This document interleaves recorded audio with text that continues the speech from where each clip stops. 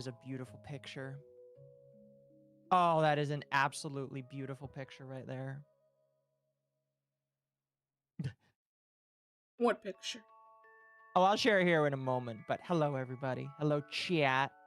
Hi, chat. How is everyone doing? How are you doing? I am doing okay. Yeah. I noticed you got a new model. We're probably gonna have to address that for everybody because unless they were on they saw it on Thursday, they might not have noticed that you changed Mm-hmm. from super duper emo to Super super duper duper emo. military. You know what? Sure. There better be Emo. no scat this time. I am pretty sure that the individual we're talking about tonight has no scat fetishes.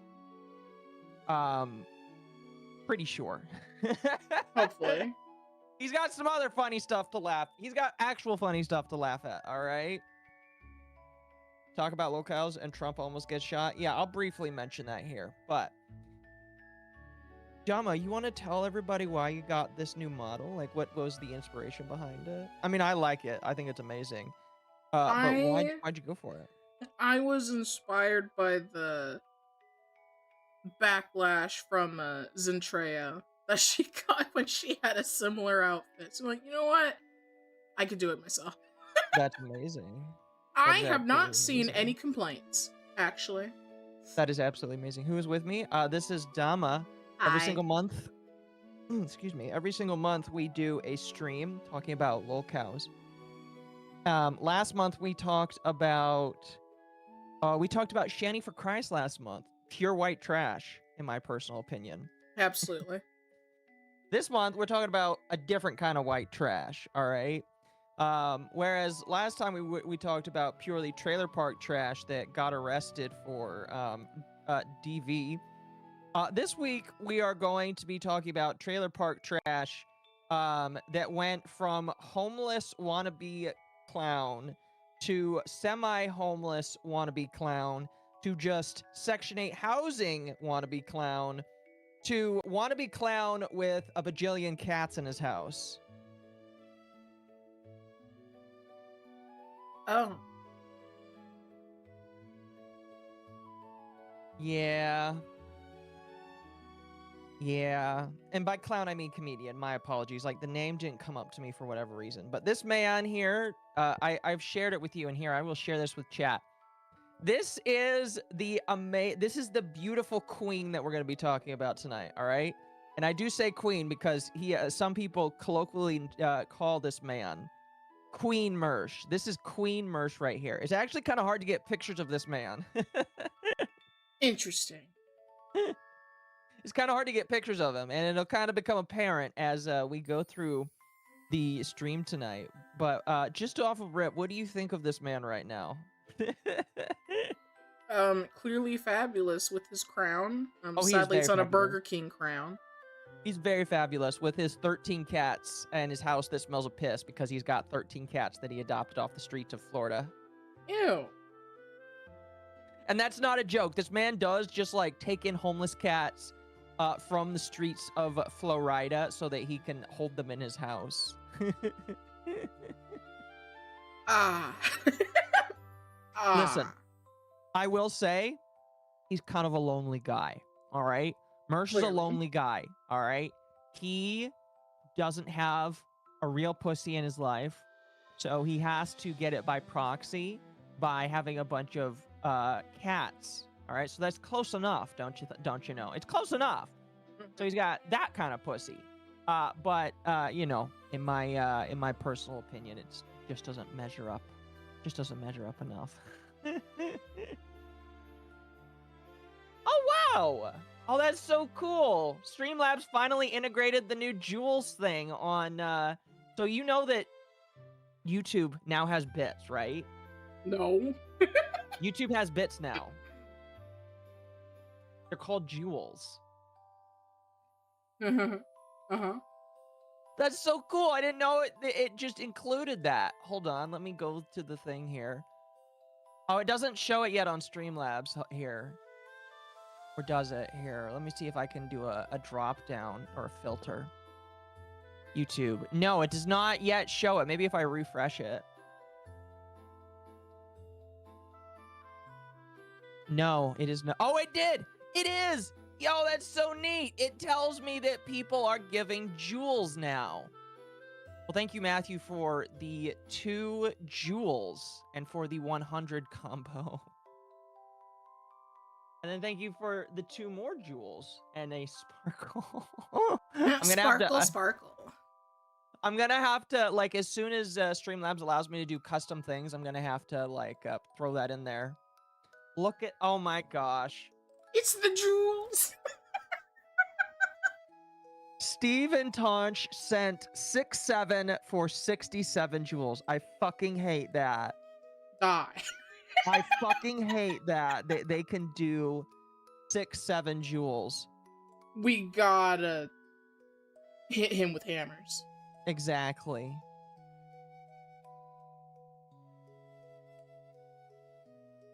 Ban that guy.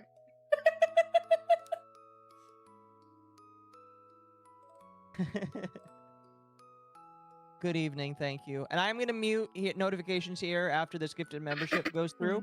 If you send in super chats, I will read them sporadically throughout the stream, but this stream is one that I, when it comes to these lolcow streams, I try to keep them as uninterrupted as possible, especially since I'm sharing my side. So we'll wait this. Thank you, Matthew, by the way, for the gifted membership. Wait for it to go through here. Eventually. Maybe.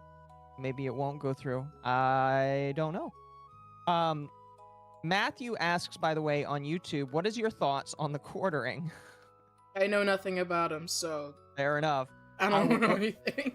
Chat, we're not doing a stream on the quartering tonight. The quartering is not our main focus, so I'm not going to explain who the quartering is. Maybe in the future. All right? Thank you for the 67 more jewels. Hammers. I hate that. Maybe in the future I can show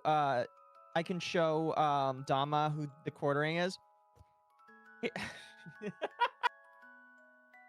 you for the 10 jewels for a happy poop. How do you... Here's the crazy thing. I can't even gift them on computer. I think it's mobile only right now. Oh, wow. Here's the thing with the quartering. If I take Dama through the world of the quartering, I'm going to have to go through his disgusting adventures of him and his incontinence, because that's one of the mainstays of the quartering. I'm not going to do that. We're not going to do that tonight. All right. I am not going to traumatize. I promise Dama that there is no poopy pants content creators that we're going through tonight. All right. So I promised her that Mersh is not that. So we're going to stay away from the quartering. I promised her no poopy pants diaper people tonight. I promised. So we're not going to do that. Please. Really quickly, I want to make sure I get this re-up on their membership. Lion for 13 months. Crazy. Occo Knowing Clowns personally took it. Occo Knowing Clowns personally took it personally that this clown ruined the good name of clowns. Yes. And then Requiem, thank you for the 300 jewels. All right, I'm going to mute that so it does not impede our stream. Thank you, everybody, by the way. And I will make sure, since it now does show in Streamlabs, I'm going to make sure that I get all of your stuff here as we go through this. Does it show in viewer activity as well? It should. All right. We'll make sure that I get to it later, chat. Anyway. So tonight we are talking about Queen Mersh. Queen Mersh is a fantastic individual, all right? As I said, he's kind of coasted from being a homeless guy that lived out of a car to a semi-housed individual with over a dozen cats running a semi-successful nightly podcast called Nightwave Radio, along with running a daily podcast, a right-leaning, by the way, a daily right-leaning podcast called Revenge of the Cis. And yes, I did say cis as in cisgender. It's so cringe. It is. Yes. Yes, it is. Now, before we get, like, started, on the main topic. I just want to introduce to you a small snippet of who Mersh is. All right, I just want to give you like a little taste of who Mersh is. So this is Mersh right down here in the lower right corner. Say hello to Mersh. He is a Rumble user, by the way. He streams primarily to Rumble right now. And you might notice he's token it up right now. Which I can't remember if that's legal in Florida. I can't remember, but he is token it up right now in his Section 8 housing, which again is a funny thing to say. No flame, by the way, to anybody that lives in Section 8 housing, if you actually need it. Mersh is one of those people where I don't think he really needs it, but he qualifies for it because he's stupid. Yeah. So, Lulu, thank you for the raid over there on YouTube. I appreciate that. Anyway, we're going to get started here, and I am going to show you some of everybody's favorite clip of Mersh. There's two, actually, that are just like this, because this happened to him twice, but we're going to start with this one. So, he's token it up with, I believe that's a vape pen. Oh, he's having a violent reaction. He did it at fucking work. All right. Iron lungs. All right. We're gonna play that again. All right, we're gonna play that again. All right, we're gonna play that again.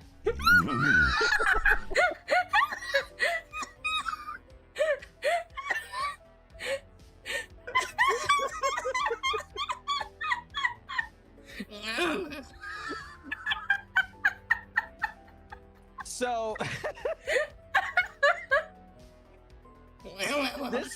this clip is called Mersh's seizure, but it really should just be called Mersh has a stroke. Or Mersh makes horse noises, because when you listen to it, it sounds like he's a fucking horse.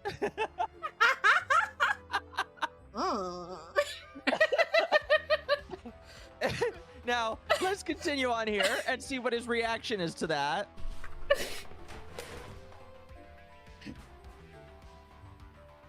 Now, you can see he's wearing glasses, but you can tell he's wide-eyed. He's like, what the fuck just happened right there? All right, he's gonna zoom back in. And that was fucked up. You know what? I agree. That was pretty fucked up. What the fuck was that? That was fucked up. That was fucked up. I need that as an alert. You know what, Steven? I will make that the first alert for people that donate jewels. All right. If you donate like, I don't know, like 100 or more jewels, I will make that an alert. I need to learn the conversion rate of jewels here, but I will make that like my first jewels sound alert, because it's amazing. Mersh at the milking farm. I just had a fucking... What'd you have, Mersh? Strong. Whoa. Whoa. That was a very strong dab, Triple M. Bruh. And you might notice, I haven't shown it to chat, but those are two of his cats in the corner right there. So this is his layout, by the way, for his live stream here. What do you think? I thought that was an actual image. The fuck? Or wait. Yeah, so this is his live stream layout. The background here is a video. Okay. So these are two of his cats that he has taken and then background removed to stick into his overlay. I mean, it's kind of cute. Yeah, I think his cats are adorable. I like his cats. Honestly, his cats are the best part about him whenever I watch anything current of him. Because I'm going to be honest with you, his older stuff is the funniest to watch, all right? None of his new stuff is very interesting to me. It's only his older stuff that I find it fun. Make his horse sound an alert. Chat, I agree. We'll do it. We'll make it a Jules sound alert, all right? I'll include that. Now, let's go to the next. We're going to go to the next stroke out clip, all right? We're going to have his next stroke out clip. I can't remember how long afterwards this happened, but this is his second time stroking out. All right. This clip is called "Female Cop." He's just stroking it. Police for being like the most fucking. It's. By the way, I have to say this. This is fucked up. Holy shit! I didn't even know when I picked this video.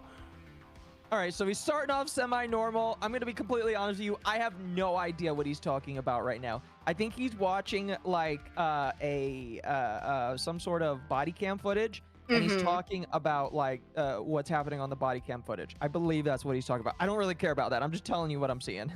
Female cop. Pauses, because he has to think about it. Gun drawn. Female cop. Gun drawn. Oh, he's repeating himself just a little bit there. That might be an issue. And dog doesn't get it. Huh? Dama, I think he's disassociating from reality right now. You want me to? Look at him. He's like, what am I doing right now? What am I doing here? Where am I? All those cats are giving him toxoplasmosis overdose. He might be high on cat piss, unironically. Could be. It could be, yeah. Female cop. Female cop. What white female cop being most? I think we've got it, Mersh. Female cop. Female cop. Gun drawn. Ooh. Female cop, gun drawn. Female It cop. sounds like he's saying his like tags for hentais, like female cop, gun drawn, You know CNC. What? I bet you those are tags. CNC, big booba. Somebody go to N hentai and find me a female cop gun drawn hentai. I'm not gonna pull it up, but I want to know what you find. All right, just send me the number. Send me the number, and then send Mizu the number with with nothing other than just the number. All right? No context, just send him the number. Exactly. And that will be Mersh's hentai that he was thinking of when he was talking about female cop gun drawn. Gun drawn. By the way, we've got like another minute and a half of this. Competent cop on the scene. Oh god. Oh god. At this Female point, he's cop. like, Ooh. Uh-oh. Shit. I'm losing it. The plot's going. The cats are gonna have to bury me or maybe eat me alive at this point. I'm going down, Captain. He's so excited from the thought of female cop. Oh, takes off the headphones.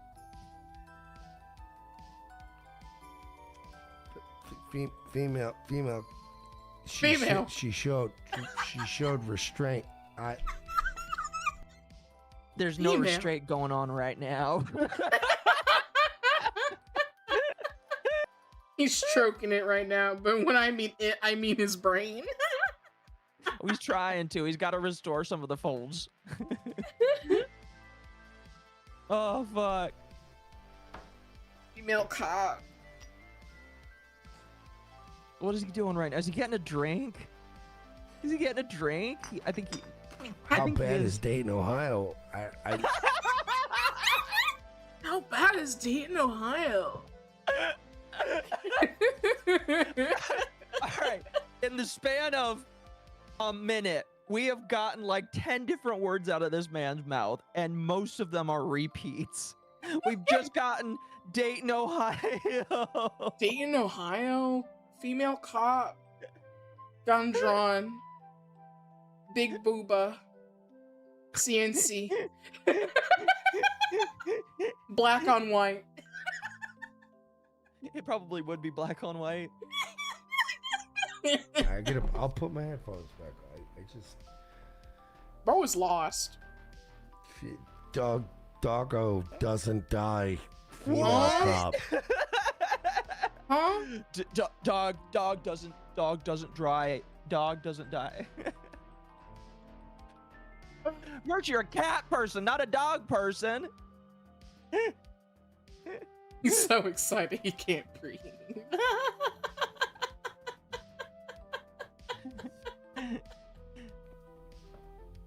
gun drawn already. Gun drawn. Gun. Female. Gun. Female. Other ATF. Bro's regressing into metaphoric communication. Yes. Female. Give him a map. He needs a map at this point. Gun drawn. Female. Female? Female. Sounds like he's questioning it in his mind. Like, female. It's like Female cop? it's like he's got a schizophrenic dream that he's trying to tell everybody, and those are the only things that are popping up in his head. You know what I mean? Feds would have shot dog. Feds. Oh no! The No, feds he's would have gonna shot start the shooting dog. dogs. Are the feds also female? Maybe. Yeah, maybe he's actually a spy, and he's actually just trying to communicate with us. You know, that would be pretty funny. That would be pretty damn funny. Oh fuck! Would have shot dog. He's alerting us of a female shooter. JB is saying, "Are we sure this? Are we sure this female cop isn't a tranny?" That would be the ultimate tranny. Oh, okay. We got to make a trans joke. That'll get him back. That'll get him back. That snapped him back. Let's make a joke. It might have been funny. I have no idea. But like making the joke gets it back on track.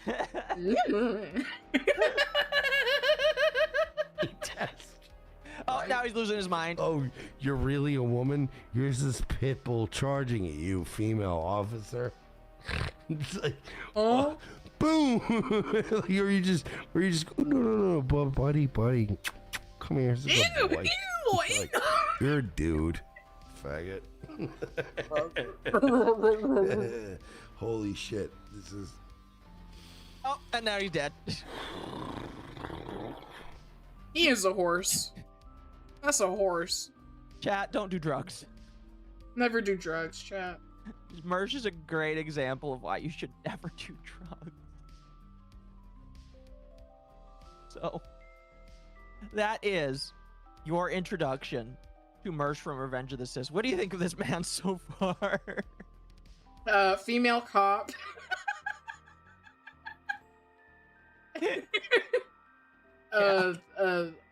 Horses. Female cop.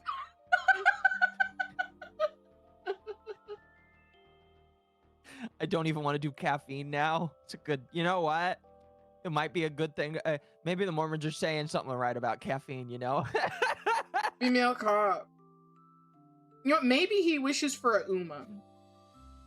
But that Uma needs to cosplay as a That cop. Uma needs to be a cop as well. Uma needs to be a cop from Dayton, Ohio. And secretly trans. Oh my gosh. That is amazing. Now, it's not all bad with Mersh here. I did want to show a chill clip of him with one of his cats.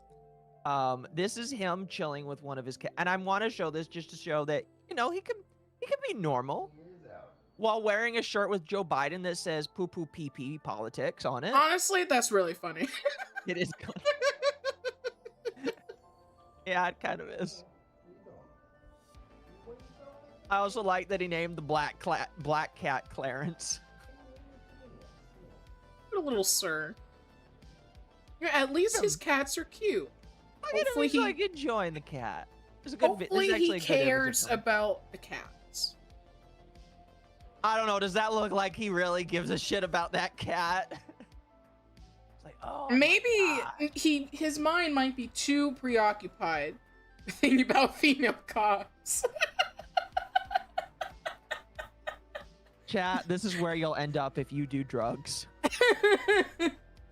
13 cats, house smell like piss. You're my 13th cat.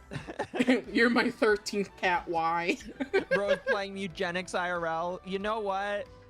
I don't think he there is a chance I think he has actually played eugenics. I don't know if that's true, but I'm gonna do drugs to forget that.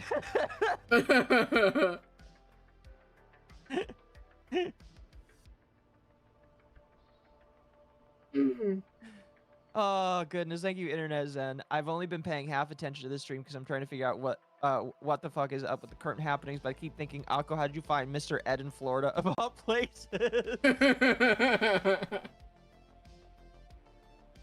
Good. You know what? That's fair. That's fair. That's fair. Now we're not going to start with this. In fact, this is going to be the end. This is going to be the end of the stream. But I did want to give you a laugh because this is current Mersh. Well, okay. By current, I mean this was 3 years ago. I have no idea if he's still having internet problems. It's a possibility. Excuse me.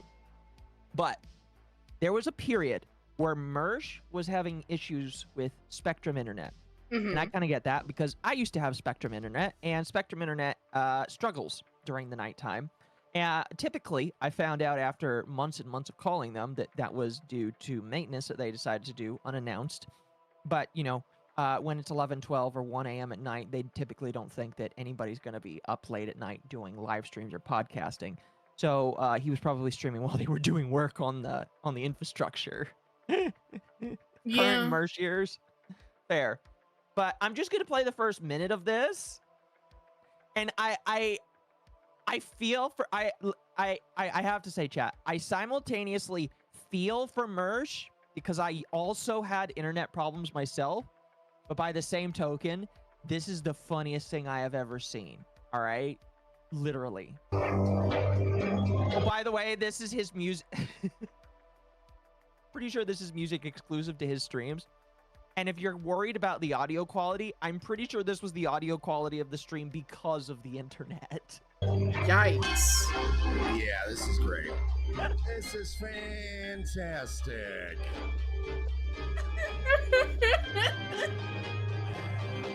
Welcome to the show, everybody. If you're curious, no, the video is not stuttering and your internet is not stuttering. This is literally his stream as it was screen recorded. It's Nightwave Radio. I'm your host, Mersh Comedy on Instagram, blah, blah, etc. Bro, streaming 1 frame per second. No. It's 1 frame every other second.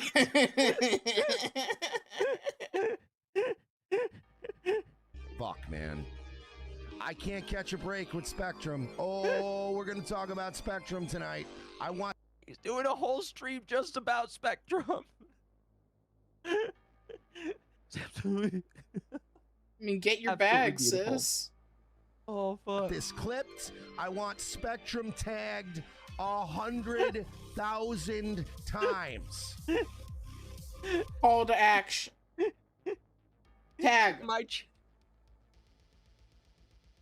My channel is under attack by Spectrum Internet. I want you to harass them so that they can fix my internet.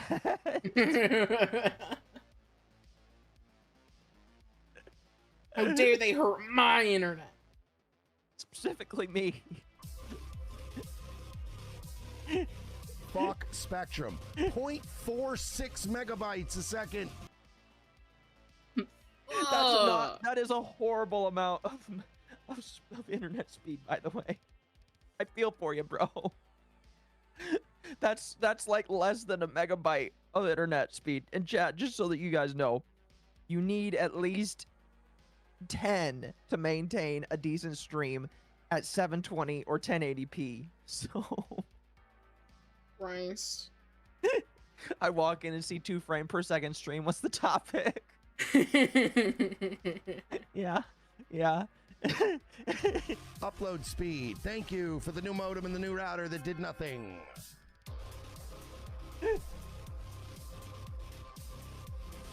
They're ruining my life. They're ruining my life now. Like, Ruining my point, life. they're fucking. Oh, fuck. All right. We'll come back to this. We'll come back to Internet Mersh. Oh, excuse me. And we're going to jump over to a documentary that was done by one of my favorite documentarians. Unfortunately, this guy stopped making documentaries. He was gonna make one on another lolcow that I really like, but he lost all the footage and decided to just walk away from the internet, sadly. So we're gonna start with this documentary that he does about Mersh. We're going to skip around. I have listened to this documentary multiple times. I've listened to the 1 hour version and then the 3 hour version that comes up Oh, right God. after. Yeah, we're not going to watch both of them like back to back. We're just going to watch parts of it that I think you'll like. Okay. I'm very excited for the guns for tards section. Yes, that is a Interesting. section. That is a section. That is a section. It's very good. It's very, very good. So what we're going to start off with here in the intro is learning about who Mersh is in his early years. And I am going to speed this up just until it's good. Oh, I love this. Guys just go look in the eyes and then the autistic ones go. So really, that was a clip where he's like, everybody looks into your eyes, and the autistic ones go just like this. This is where my where I actually have the GIF of this. This is a GIF that I use. All right, this is a GIF that I use on my streams. It's a great GIF. Look at that cross eye, man. He's so special. He's a special little autistic man right there. You bet you will, guy. Although I'm pretty sure he's not actually autistic. I think he's just regularly retarded. Anyway, let's continue. Oh, by the way, this is a great image that Porcelain had done for this. It's really good. I'm gonna turn this down just a little bit.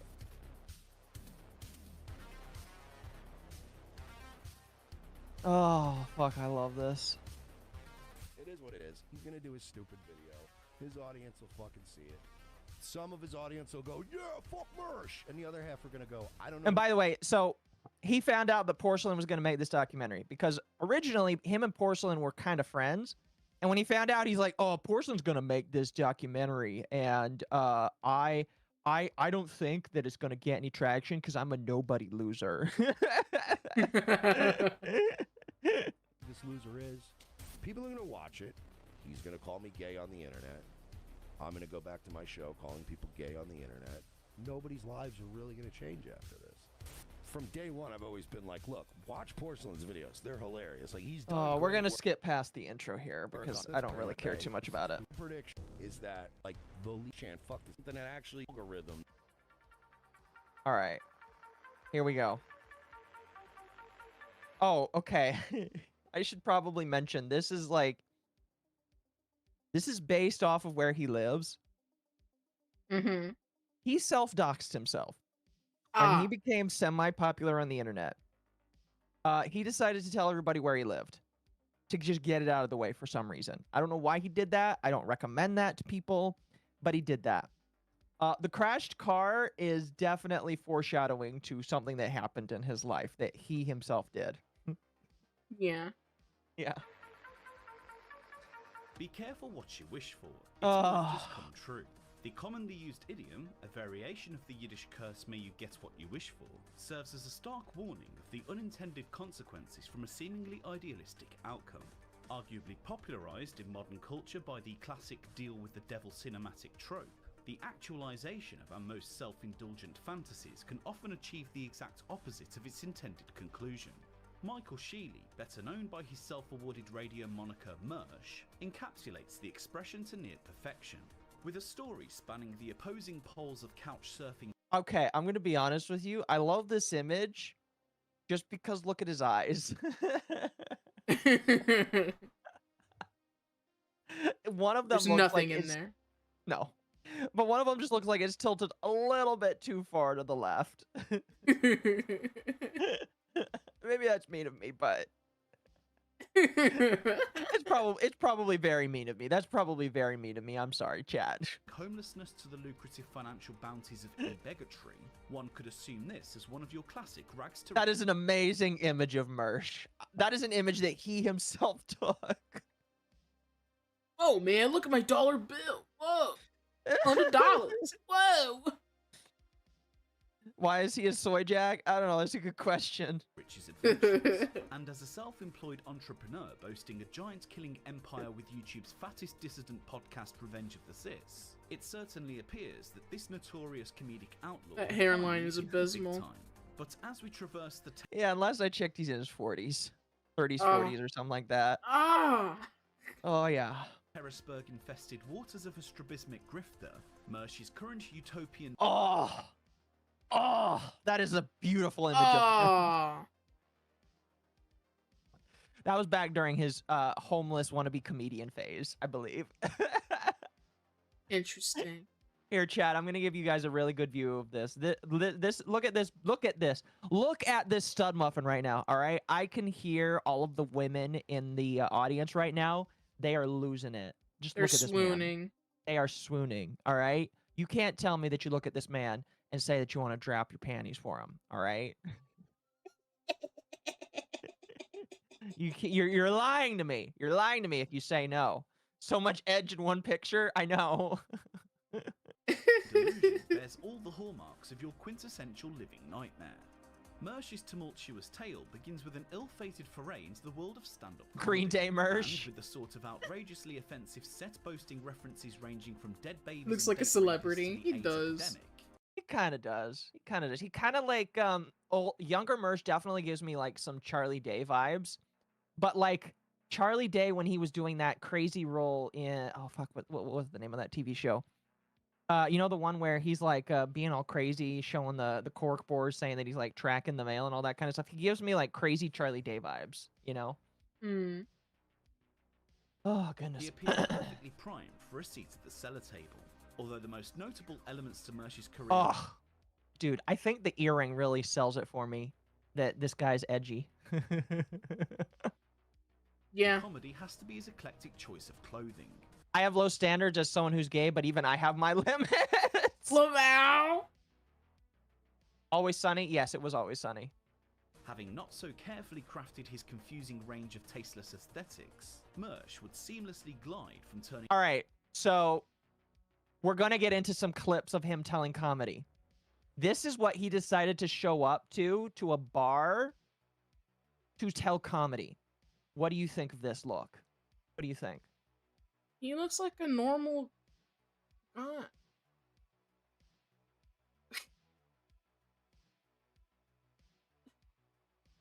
I don't know what. You don't He know? just he looks normal to me. He looks normal? Fair.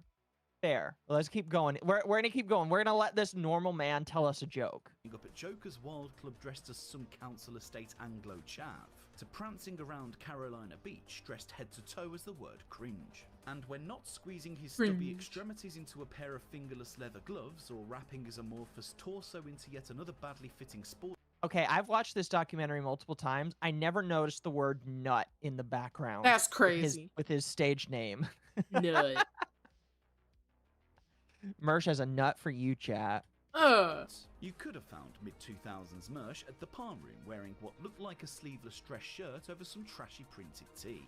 But it was the fedora perched Oh, Oh no. it's always a fedora. Milady? It's always a fedora. perilously on his receding scalp that would truly stamp a huge Reddit seal of approval on this embarrassing outfit. And with the sort of outdated material packed with pedocentric scraps from Jim Norton's cutting room floor, it's no surprise his What? fledgling career in comedy failed at the first hurdle. Anybody here really hammered? Make some noise. Oh yeah, so I think the highlight of this man's career, the most people he ever had that he entertained, is he was at X Fest. Are you familiar with X Fest? No. Okay, I'm pretty sure. I want to make sure I say it correctly. It's basic. I almost said it was like a dirt bike thing. No, it's not.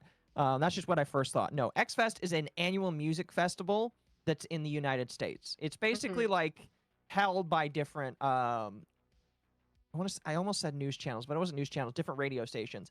So it's basically like different new radio stations will gather together and do like a music festival. And he basically did a headline while they were changing the set from one act to another. So he was basically I'm supposed to keep the audience in their seats while the next act is preparing. Mm-hmm. Who's irresponsible tonight? Yeah. You didn't drink as much as I did, fucker. Nay. I'm hardcore, man. I drink a lot, dude. My liver looks like a dead 2-year-old Dominican kid. I'm not. What? A dead 2-year-old Dominican kid. That's yeah. Laugh, audience. A dead black.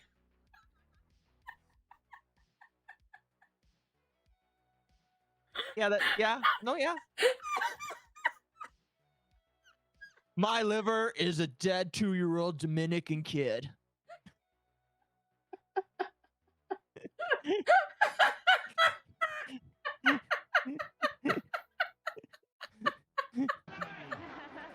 How is it that somebody who's already waddling around because they look a bit pudgy is wearing pants that seem to be 3 sizes too big? It's almost at thigh level. It looks like he's wearing diapers. Like if you go to thigh level, it's like a weird. Fuck. Okay, he doesn't actually wear diapers. I'm just gonna put that out right now. Mersh does not wear diapers. But Thank if you God. watch him waddle, he does look like he's wearing diapers. G version of Unfortunate. hammer pants. I'm trying to understand like the mentality. Do you think it was like he's a little subconscious? He thought, oh, okay, I can take away from that if I just wear something that's so oversized I look thin. Or do you think that he just needed room to make a boom boom in his big boy pants? But watching him waddle back and forth in these, and I was like, God damn, those are big. You can choose a ready guy or some celestial voice. And that's some more of his comedy. He sucks. You want me to play it back? You might not be able to get the comedic genius of Mersh. I'll no, play it again. No. Okay. Oh, you don't want to listen to it? No. I'm good. All right. Ready guy or some celestial voice. And I've always had One guy cackling. way back. Even the girl I lost my virginity to, this really beautiful half black, half Puerto Rican chick. I used to like to joke that I didn't lose my virginity, that she stole it from me. All right. So a black woman stole my virginity. Yeah. So you've basically heard most of his comedic material. All of his centers around black women or black people in general stealing. Blacks. Black people, please clap. Ladies and gentlemen, black people.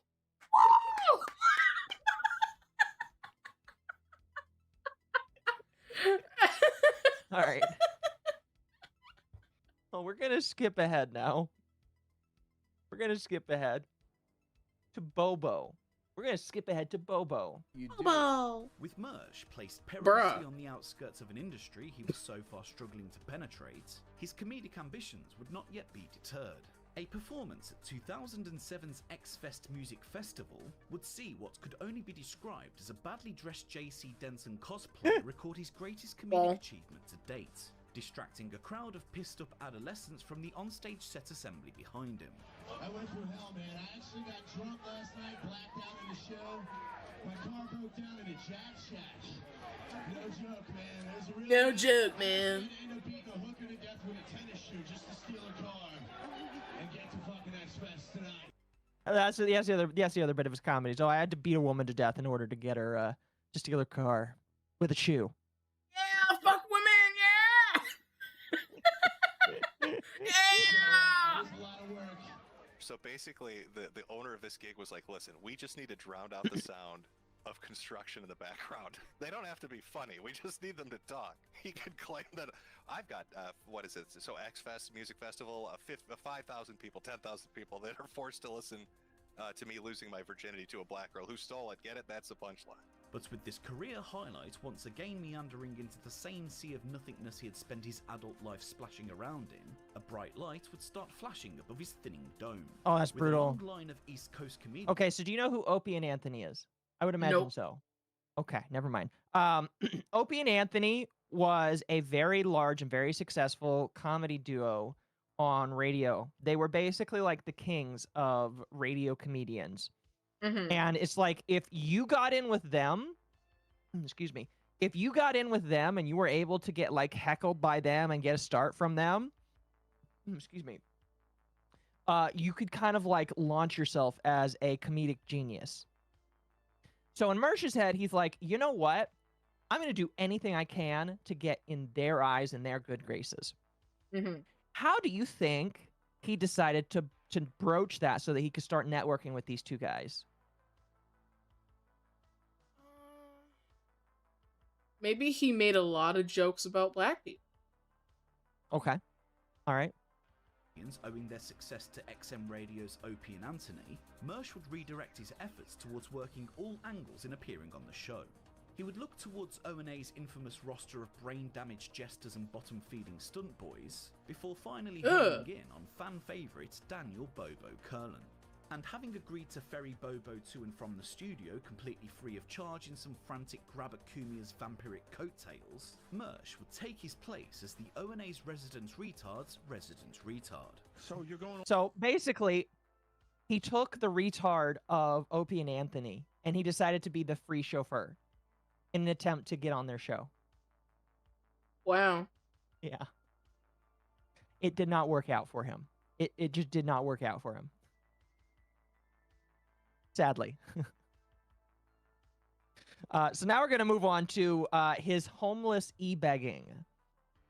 Because like with a lot of homeless people, he had a cell phone and he had to beg for people for money on the internet. Yep. Miserable. The personal affairs of Mike Sheely very much reflected the dire condition of his professional endeavours, with his life in a continuous state of homeless flux. He would play out the last of his golden years sleeping in the back of his Mercury Grand Marquis, claiming on an Opie and Anthony message board that you can't ask for a better homeless car. On the rare... I'm not going to make fun of homeless people, especially the ones that get themselves in a fucked up situation, all right? I've known people like that. I just find it funny that he has to say on a message board, oh yeah, my 1990s Mercury is one of the best homeless cars that one could ever have. Acting like he's got some... I mean, like, he's obviously got some, like, training in this, or he's got some, like, long-standing history with it. But it's just funny. It's like, yeah, man, I've been homeless for a long time, and I think this 1990 Mercury is the best homeless car you could ever ask for. Mm-hmm. It's the greatest car. It's a great car. It was a pretty great car. Until he It's the crashed it greatest for car being- you've ever seen. Until he crashed it for DUI. Wow. meets the insurmountable economic... How did he get gas? Maybe we'll see. burden of a cell phone plan, usually having harvested the pity of charitable well-wishers, Mersh could be found posting his financial hardships to his social media feed. I never told you I needed. So, chat's asking how he got money. He begs people to donate to his PayPal.me/Mersh Comedy. That was his PayPal name. Mersh Comedy. I'm pretty sure that, unless he was banned off of PayPal, I'm pretty sure that's still his PayPal handle. Because he still considers himself a comedian today. There's one right there. Does it show more? I can't remember. Oh, yep, there's another one. Daily reminder that my life is sort of terrible, and you can help me out. It's much appreciated. 510 whatevs. Got another big show coming tomorrow. Wow. Hey guys, so I'm broke as a joke. Anyway. You want to throw me a 5 or a 10?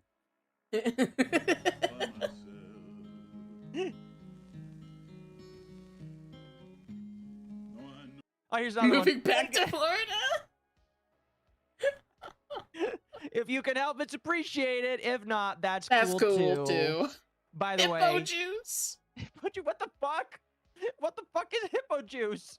Maybe it was like a Ko-Fi or something. Curious.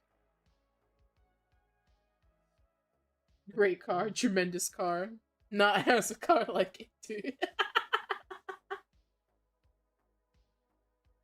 Hippo juice donate. No, that Turn talks off my about saving ceiling the light. hippos. No, I just can't take it anymore. Oh man, is there another one? Please tell me there's another good one. Yes. I'm so broke, it's distracting. I'd imagine you being broke meant that you don't have anything to do, so it's not distracting, but you know. It's chat. It's so distracting being so broke. I will write this post on Facebook though. Chat, could you spare a shekel or two? Spare It's much shekel. appreciated. Spare Heart shekels.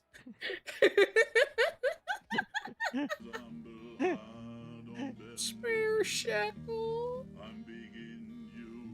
Oh my gosh. Beautiful. Oh my god, golly gee gosh, guys. Oh. Digging in a dumpster again. Posted on Facebook though. Hey guys, I'm homeless. I'm on a fucking whack bag. Hey guys, I'm home. Did you know that I'm homeless? I need to tell you for the 400th time. Now, he didn't show all of it in this. I watched an interview that Porcelain did going through all of these screenshots. There's like dozens of screenshots where he's begging for money. Dozens. Yeah. Dozens. By the way, here's a PayPal link, completely unrelated. Just such sympathy whoring. Fuck off. In one post, he would comment. Oh, here's another good one. Just another fucking week of being homeless. No big deal, right? Sigh. How the fuck is there 76 comments on that shit? Maybe he's just yapping to himself. It's possible. I have no idea. Holy shit, that's amazing. Fucking week of being homeless. Whilst another posed the question. What do you do when you're broke and jobless? You go on your friend's podcast, www.hippojuice.com. 7 p.m. sharp, bitches. I love how this got 4 likes. I love Nobody that. gives 4 a likes. fuck. Holy shit. What do you do when you are broke and jobless? And when not attempting to shoehorn. Who wants to smoke me out tonight? We'll provide the funny. See, you gotta provide the smoke. I'll be the funny. I'll be the funny. I'm gonna be honest. Knowing his comedic genius, I feel like I'd be getting scammed on the funny. Yeah. Might be too high out of your mind though. Oh, fuck. To really just know what he's actually talking about. Yeah. Remained of his comedic prowess into another night of free weed, he'd spiral deeper into a world. Ultra nihilism returns soon. He sounds like an emo teenage girl. Maybe that's what's happening right now. Oh goodness. Homeless Mersh is just a emo girl. Whirlpool of nihilistic self-importance, even going as far as. Oh gosh, I forgot about this one. Yes. Oh my god. Pretty sure. Oh yeah. This is him alluding to wanting to take his life. Ah. This is it. After thinking about this long and hard, I'm done with the titty bar business. What titties? I don't know. I think it was in Miami, so it's very possible that there was just some businesses down there. Mm-hmm. I'm done being a starving worker, and I'm going back to being a starving artist. People can either join us and support us in this endeavor, or they can be fucking dead to me. Oh, this was in 2017. I forgot about this. I should have done this 9 months ago when I got fucked over at my last job. I've always said that I had one more at-bat in me before I finally run a garden hose into the car exhaust. This is it. My final attempt to make a living being what I've always been, an amusing shitbag. If I'm to wither away and die, I'm going to fucking do it on my terms, not on anyone else's. Okay. To entertain the occasional suicidal gesture in this hapless quest for positive validation. In one post, he'd discuss how he understands suicide. Ah. The older I get, is the more smart people I read about. The more I understand suicide in a totally non-emo way. Can't If say I that ever, seriously. if I ever off myself, please don't get all butthurt about it. Don't make it about you. Thanks. You know what's really funny? Look at the laughing emoji.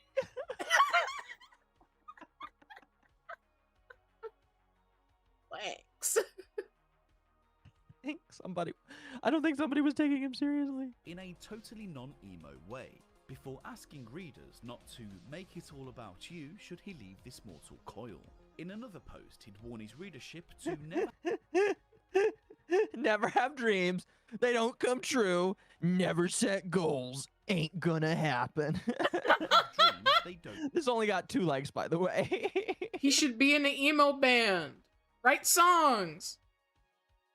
You should. come true. Never set goals ain't gonna happen. Listen, you should just give up now, or you'll be living in a Mercury eating out of dumpsters. All right, thanks for the fucking pep talk. Ah, so tragic, I might shoot myself. By the way, donate here. Whilst another lamented his official lack of employment before what appeared to be a blatant case of suicide begging, with his comment trying not to kill Trying not to kill myself, send boo. Is it that simple? Clearly not, because it only got 18 reactions. And only one of them. I love that one of them's a crying emoji. Like, one's like a thumbs up. I'm like, Yeah. oh. I like how this comment says, "Why not shoot a documentary about living as a hobo for a month?"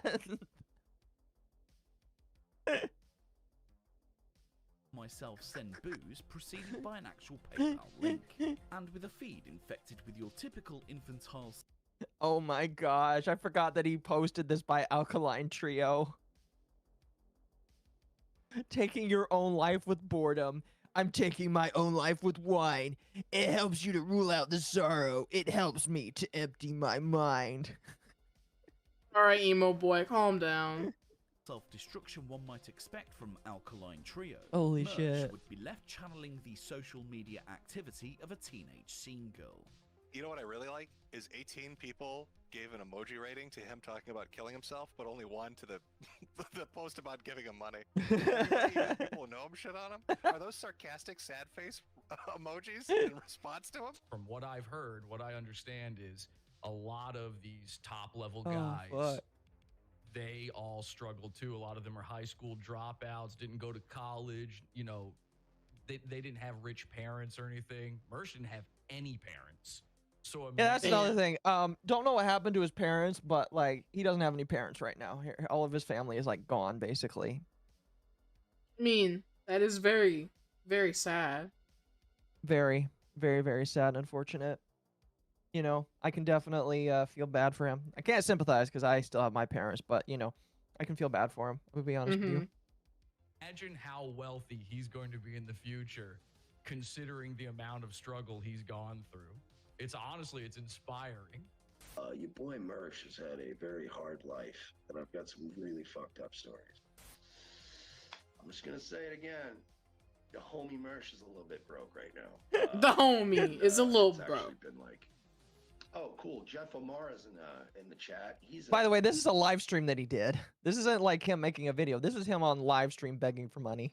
he's a potato N-word like myself. Maybe he can understand what I'm going through, but I really haven't had a drink in like. I'm broke, guys, but can you send me money for booze, please? Yeah. Oh, bro, week. And everything's all fucked. So, you know, like I said, paypal.me/Mersh comedy. Hook 'em motherfucker up, you know what I mean? I don't know. And you want to just hook me up personally, I got paypal.me. I got PayPal. /Mersh comedy. Give me money Huh? for beer. Exactly. Give me money for beer. PayPal.me. Is that Dama? Yes, this is Dama. Hi. Do you think he would suck the clipper pole for crack? There's a chance he might have. I have no idea. That's always cool. I'm gonna do it. I'm gonna shill again. I'm gonna shill again. Once more, I am shilling again. I am once again shilling again. paypal.me /Mersh comedy. If you want to help us out, help me out, you know, maybe kick in a couple bucks since I'm being a goddamn burden here. How I'm about being you a help me out? burden. How about you help me out because I'm being a burden on you right now? Mm-hmm. All right. Now we're getting into his GoFundMe. Ah, What do you think he GoFunded for? beer, Beer? Okay. Okay. maybe gas for his Price car. Mersh Okay. Fair. would continue descending further into I do like how he says 56 days until I can have my license back. The waiting game sucks. Interesting. Because he's homeless, that's basically him saying 56 days until I can have my house back. Because he can't drive.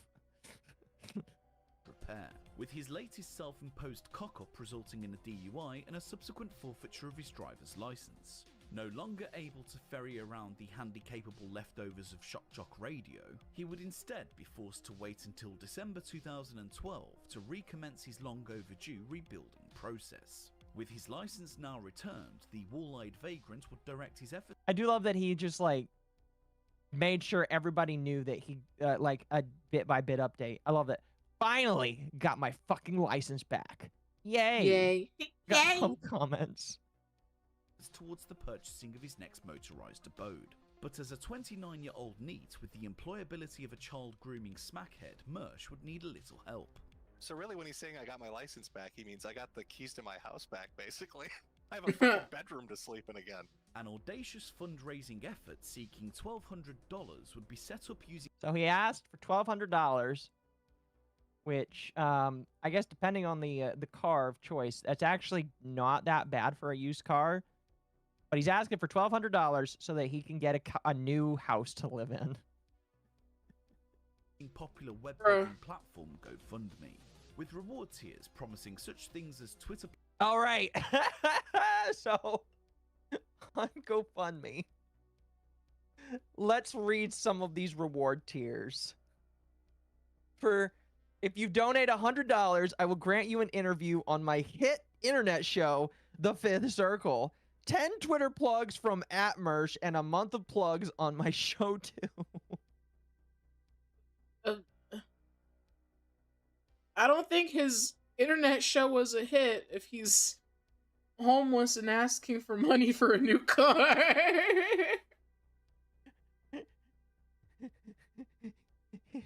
For $50, you get Twitter love. I will tweet whatever you want me to say to my over 14K followers 5 times over the course of a month. It can be 5 different things if you wish. And then for $100, I will grant you an interview on the Fifth Circle radio program, one of MLR's flagship shows. I will give you 2 Twitter plugs and a link to your site. I love how, like, 3 people have taken this. Yeah. That's amazing. Plugs, ad reads, and even an interview with the Duke of Douchebaggery himself. It didn't take long for the first wave of sympathy donos to trickle in. His GoFundMe description was practically drenched in the sort of shameless desperation of a bus stop junkie. And with a pitiful sob story blaming his never-ending series of monumental fuck-ups on the lack of an effective support system, it's a little hard to sympathise. He would claim how he never quite recovered from his financial and personal issues, before pledging to break the cycle of dysfunction, bad decisions, and bad luck. And having allegedly quit smoking and paid off all his parking fines, congratulations, Mersh would offer you his sealed guarantee that there will be no more excuses and no more whining. I paid off all my parking fines and I have my license back. All of you people that are donating money to me, I will be responsible with this car that you are funding.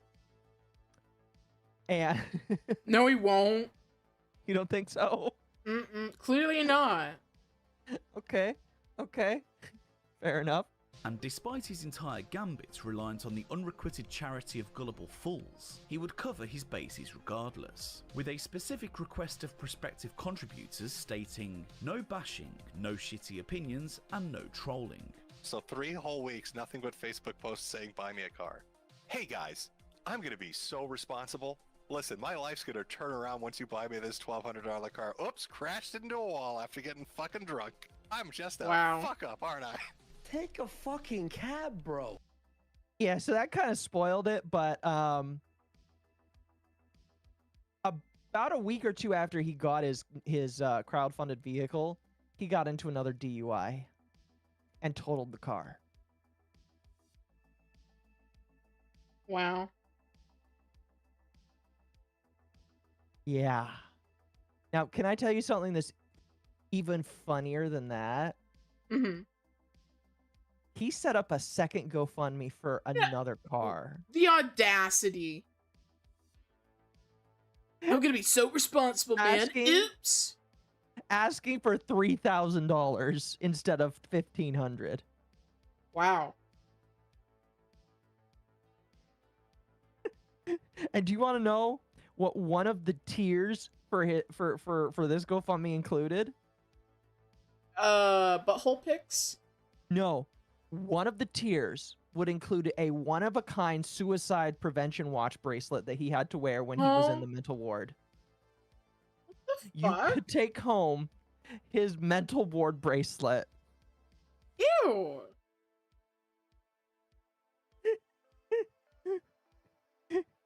If I don't know if anybody like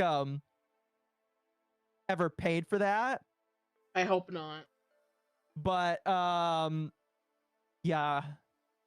Sadly, the kind of he activity never that warrants an ass whooping. It does. Sadly, he did not raise the $3,000. He only raised like $500. I mean, at least there's that. I think it's insane that he raised $500 from people in general after like saying, "Hey, the car that you guys bought me, yeah, I might have crashed it again. It might have been into a comedy club that rejected me. I don't actually know if that's true, but Well, yeah, I might have done that. Can you guys give me $3,000 though?" it's like, man, put the fries in the bag. Work at So now- McDonald's at this point. Yeah. Now we're gonna move on to Guns for Tards. Okay. So a bit of preamble. Mm-hmm. By this point, he had started his Revenge of the Cis show with himself and his buddy named Royce. Royce is a guy that actually owns a house, is actually married to a woman, and actually had a job. All right? Okay. And Mersh was basically the homeless junkie that ended up sleeping on his couch. Okay. Gosh damn it, Temp, please don't send me that stuff while I'm streaming. I mean, I thank you, but don't send that to me. Lol. So they had started their show, and they're basically trying to do anything they can to pop out and get attention, okay? Mhm. And one of the things that he did was a little promotional campaign called Guns for Tards. Despite Mersh's pinned proclamation that it's a scary time to be a comedian, streamlabs.com/nightwaveradio, he would refuse to be discouraged. In an attempt to continue dunking on the metropolitan swarms of gun-shy libtards, he would create a parody campaign titled Yes, that is a real picture of Mersh standing outside of a Walgreens saying Guns for Tards. I mean, it's funny at least. But what is that guy on the left? I don't know. I think that's Miami. I'm pretty sure that's Miami. So Is that a drag queen? It's possible. It's possible. Weird things happen in Miami. I'm gonna be honest with you. True. Gonna be real. But yeah, I think the thing that's really funny is you can tell this is a pizza box lid.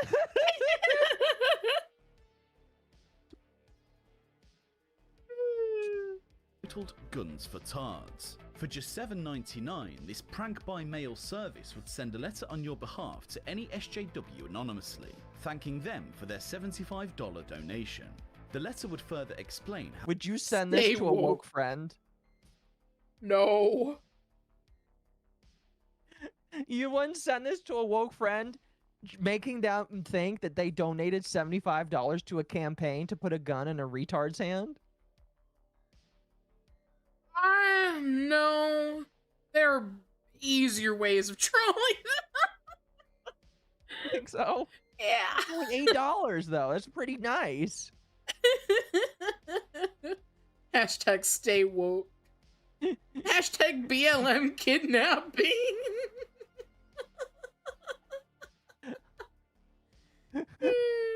I did not know that was a hashtag. Holy shit. How this donation had been used to arm a mentally challenged person in their neighborhood. And having set up an official Guns for Tards domain, a dedicated PayPal portal, and yet another GoFundMe page, hopes of imagined riches would Oh yeah, so he set up a GoFundMe page. And the reason why is just like, hey guys, can you help us raise money so that we can buy paper and envelopes to ship this to people? Bruh. It's pretty funny. It is pretty funny, yes. Mersh's peepers into peak spasm. What had started as a relatively amusing prank. Would you wear a shirt that says Guns for Tards on it? Honestly, yeah. I would. That's a funny Yeah. shirt. I agree. It's a pretty funny shirt. Was now being incessantly spammed midway through every ROTC episode, in what appeared to be an explicit grab at that precious conservative coin.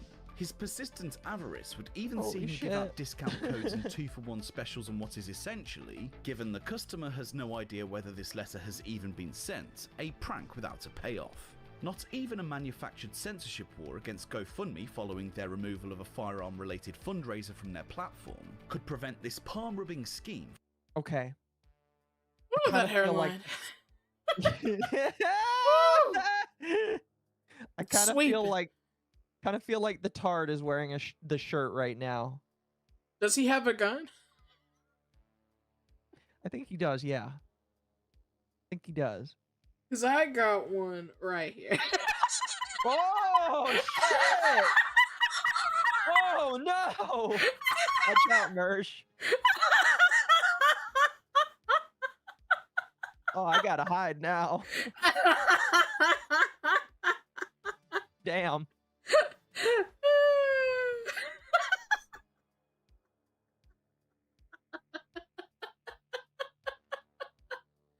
Mersh, your campaign worked.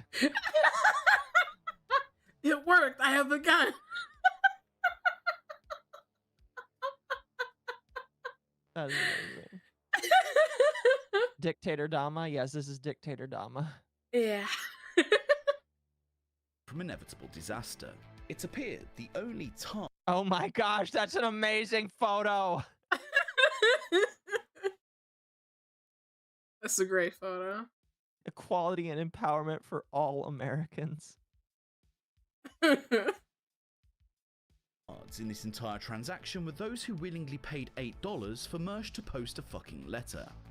Do you like pranks, guns, and jokes about retarded people? Well, so do we. This was a real ad he decided to Well, post, so by do the we. way. But odds are your liberal snowflake friend doesn't. How would you like an easy, cost-effective way of screwing with that friend anonymously without losing your Twitter account? Guns for Tards is the perfect way to trigger SJW anonymously through the mail. For a low fee, your target will receive a beautifully designed professional mailer from our fictional Guns for Tards charity, containing a thank you letter for their donation.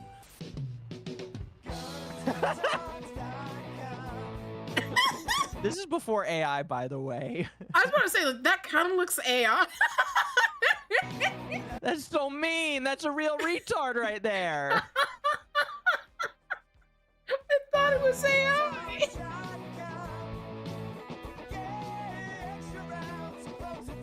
Oh shit. Extra rounds for some downs.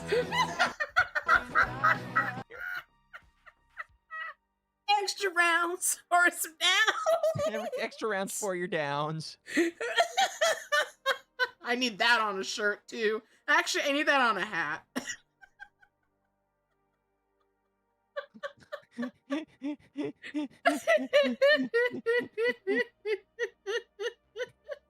Extra rounds for my downs.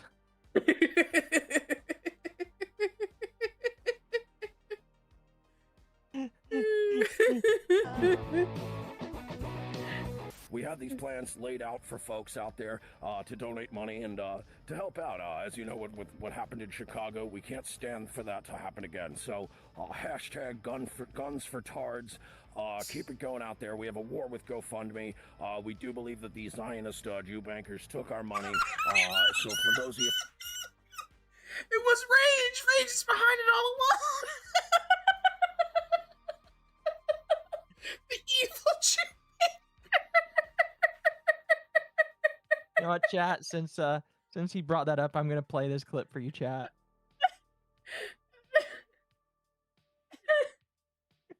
Nice try, Jews.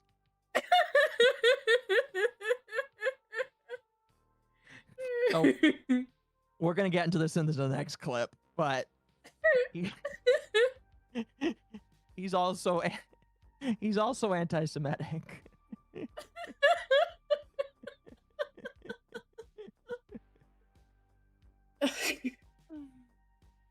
Folks that did not get refunds, we're going to try to look into that.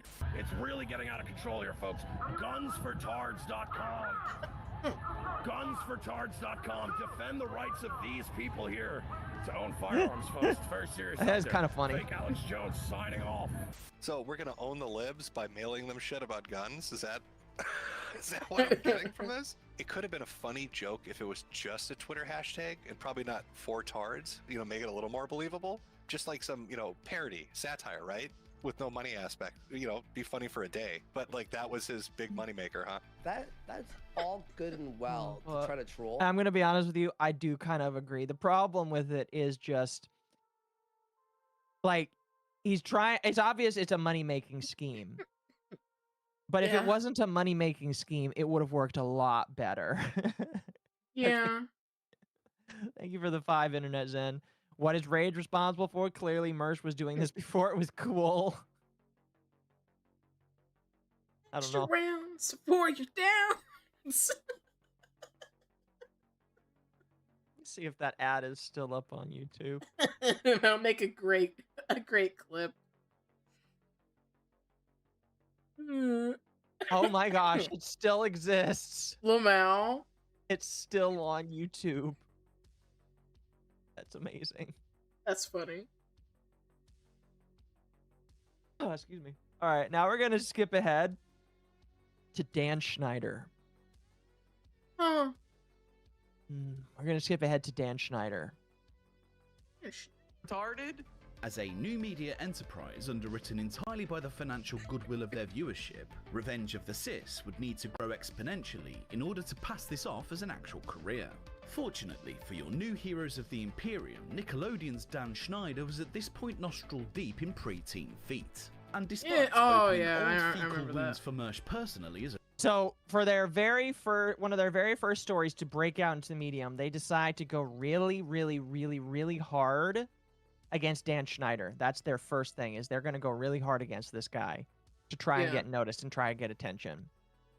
a child abuse survivor, he was keen to capitalize nonetheless. After linking up with an open secrets Gabe Hoffman, their wall-to-wall Schneider coverage would reap some rather sizable rewards indeed, with regular views in the hundreds of thousands. And as a self-professed independent journalist, soliciting right-wing gratuities on the fringes of relevance, Anti-hero. engaging with a decorated filmmaker like Hoffman, a man who single-handedly took down Bryan Singer, to expose the epidemic of rampant Hollywood degeneracy was just the leg up Mersh was looking for.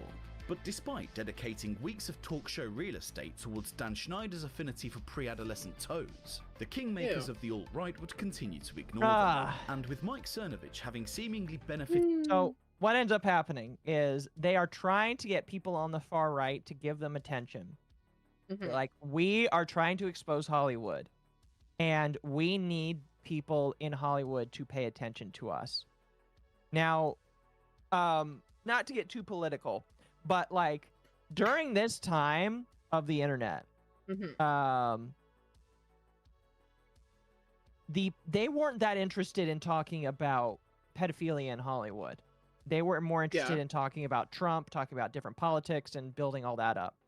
And so they constantly would get ignored because they're bringing up child exploitation in Hollywood when people on the right aren't focused on that. They're focused on the border. They're focused on Trump. They're focused on so many other things. And so you're going to see that he's going to get upset that he's not getting attention, but he's not getting attention because he's not doing the things that the people higher up than him want to talk about, if that makes sense. Thank you for the 2, XL. Dictator Dama, hail. Yes. Hail. Yes, I agree.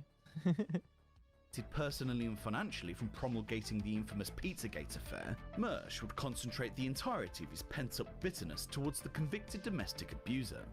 What I directed him towards is I'm like, look, basically a lot of people at Nickelodeon have been arrested and they were prior or whatever. So I basically gave him all of the names that ended up in his thing, which got like maybe 100,000 views, fine. He wanted to talk about Nickelodeon pedophiles. Nickelodeon. I tried to tell him where to find it, and like that didn't work well, and I had to just spoon feed all of it to him when it was just easily internet searchable. It was really annoying. I did that for him.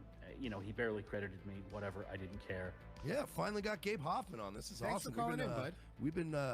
I've been a fan of yours, obviously, since an open secret, but also when I saw you on InfoWars with Alex, who we were Also, I have to ask, what do you think of that? But that's their channel logo, the Revenge of the Sis logo. What do you think of that right there? I think the one in front it looks is like not it should him. be on a TV, a T-shirt. A T-shirt? You know, I think it would. It might actually be on a T-shirt. It probably would. This clip aged poorly, given the whole Island Man fallout. Yeah. No, I agree. You were just watching the hilarious clip of. So I think more people are starting to kind of realize what's going on. I think we've got a lot of attention on this, and that's what I was touching on. So as a result of that, you know, you got guys like Gabe Hoffman on InfoWars saying, Google Dan Schneider and feet. Well, if you Google Dan Schneider and feet... Do not Google Dan Schneider and feet. You will... Do not. You will not be happy with yourself if you do that, so do not Google that, chat. Joyce and I were pretty much the first show to really approach this topic. He saw me on InfoWars. He saw my film making, you know, headlines around the world on Drudge Report and other places, and being on TV all around the world, and, you know, hit me up a DM, gave me a sob story about how they were poor and just starting out, and, you know, could I please come on their, you know, podcast, which had like maybe 1,000 people at the time subscribing or whatever, and I did. And then when he asked me to keep him up on Hollywood child sex abuse stuff, I did. He asked me for info about the Dan Schneider stuff, and I gave it to him with all the Nickelodeon pedophiles, and he used that, and, you know, he got his first video that maybe 100,000 views happened or something. But fucking listen, we sent enough of this shit. It got retweeted enough. People are talking about it. So fucking, I want to know why the fuck Mike Cernovich doesn't give a shit about this. What's the matter? Does a fucking gorilla mindset not apply to protecting children, Mike? Huh? Is it because preteens aren't a target demographic to shill your piece of shit book to? It's such a naive miscalculation. Like Posobiec, Loomer, Cernovich, and all of them, right? Milo, I'd even throw in there, and a couple others. This would have been 2017-ish. Like, that's all, they're all rising because of the mega shit. I'm sure none of them want to start talking about kids getting fucked in Hollywood. No. It's going to clash with talking about how base Donald Trump is. Oh, by the way, let's talk about kids getting ass fucked. It's a little bit off topic for what they're trying to sell. You know, and you can look at any of his Yeah, so he got really upset that nobody wanted to, like, jump into that, basically, with him. And he only got one person to jump in with him, which is Gabe Hoffman. Now, I don't know how much you know Gabe Hoffman, but he did the movie An Open Secret, which did expose a lot of Hollywood degeneracy. I don't really know what Gabe Hoffman is doing much these days. I think he's just kind of hanging around lolcow, the lolcow sphere, which is kind of interesting. Interesting. But, like, he did An Open Secret, and then he, like, gave these guys, like, a jump and a boost, you know? Immediately, Mersh will turn heel on Gabe Hoffman, who, by the way, is Jewish. Interesting. Why do you think he decided to turn on Gabe Hoffman? And it is not just because he is Jewish. Not sure, actually. Okay. Okay, fair enough. Fair enough. All right, then let's continue. We do. Mersh's unbridled hostility towards Cernovich was at such a heightened state that even those who happened to agree So, just to give a preamble, Mersh did not like Mike Cernovich, who is another political commentator, who also sells supplements, sells books, all that kind of stuff. Because he felt like this guy didn't care about him, and so he decided to just hate the guy. Just giving that as a preamble. Date rape advocate on unrelated matters was simply dead to him. And despite playing an integral role in ROTC's unmasking of a corpulent podophile, it only took Gabe Hoffman agreeing with Cernovich on Guardians of the Galaxy's James Gunn for Mersh to completely lose his mind. All right, so Gabe Hoffman agrees with the guy that Mersh hates above all else. That's it. That's what happened. Gabe is like, you know what? I think he's got a decent point. And Mersh is like, I think you're evil now.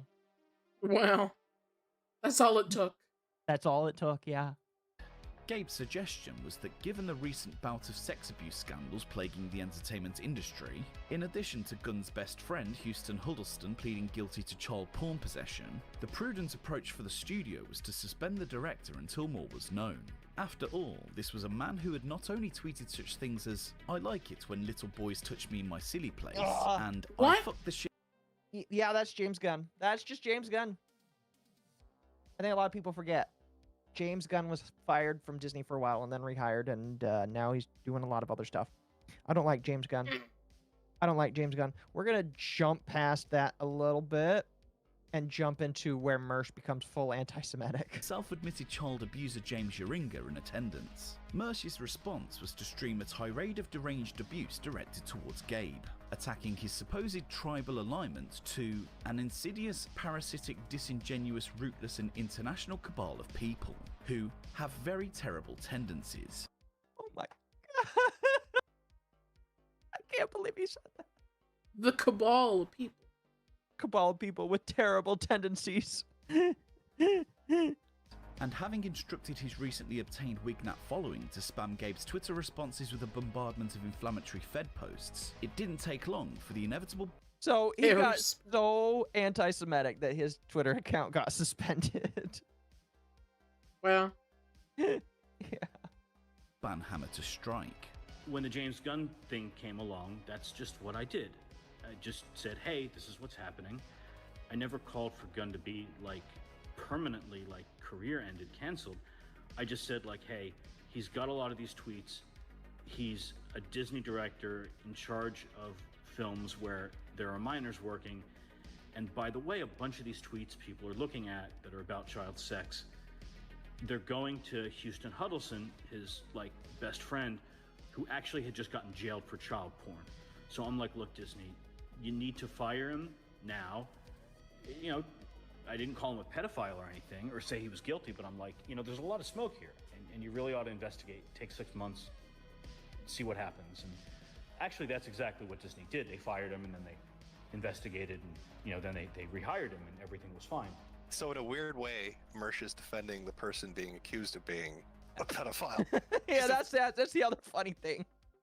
Wow. So Mersh defends James Gunn just because Gabe Hoffman and Mike Cernovich decided to say something, and it's just like, are you really sure that's a smart idea, man? It is not a good idea. Was he getting money from the SPLC? No, Mersh was not that cool, all right? I know a lot of people are now wondering what right-leaning people did. I don't think Mersh was one of them. I don't think Mersh was one of them. Oh, goodness. All right, so this is the end of the first documentary. And we're going to jump into the second one, because the second one is really good, too. But before we start reading it, I need to use the restroom real quickly.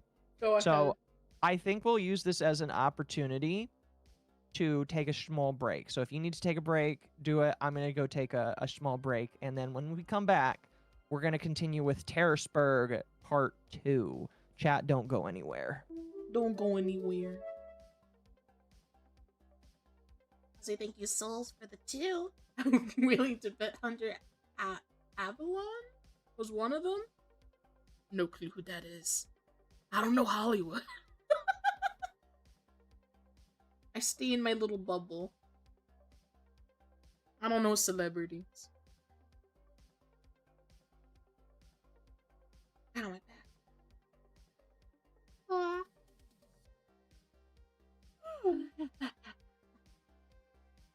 Nah, Hollywood. Yeah, I don't know anybody. I stay in my little bubble.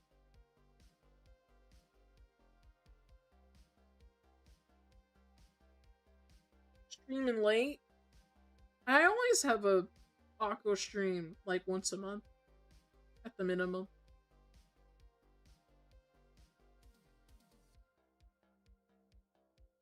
SJW Pawnage? Right winger that went full on leftist. Ah, interesting. Beautiful. Thank you. Thank you. Stay in the bubble. I'll try.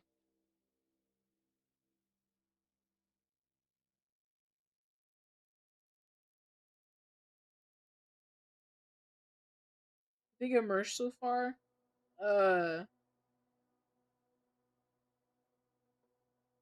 Female cop. Female cop. Gun drawn.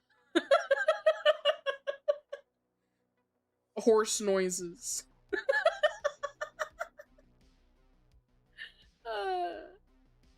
That's what I think. Or however he made that noise.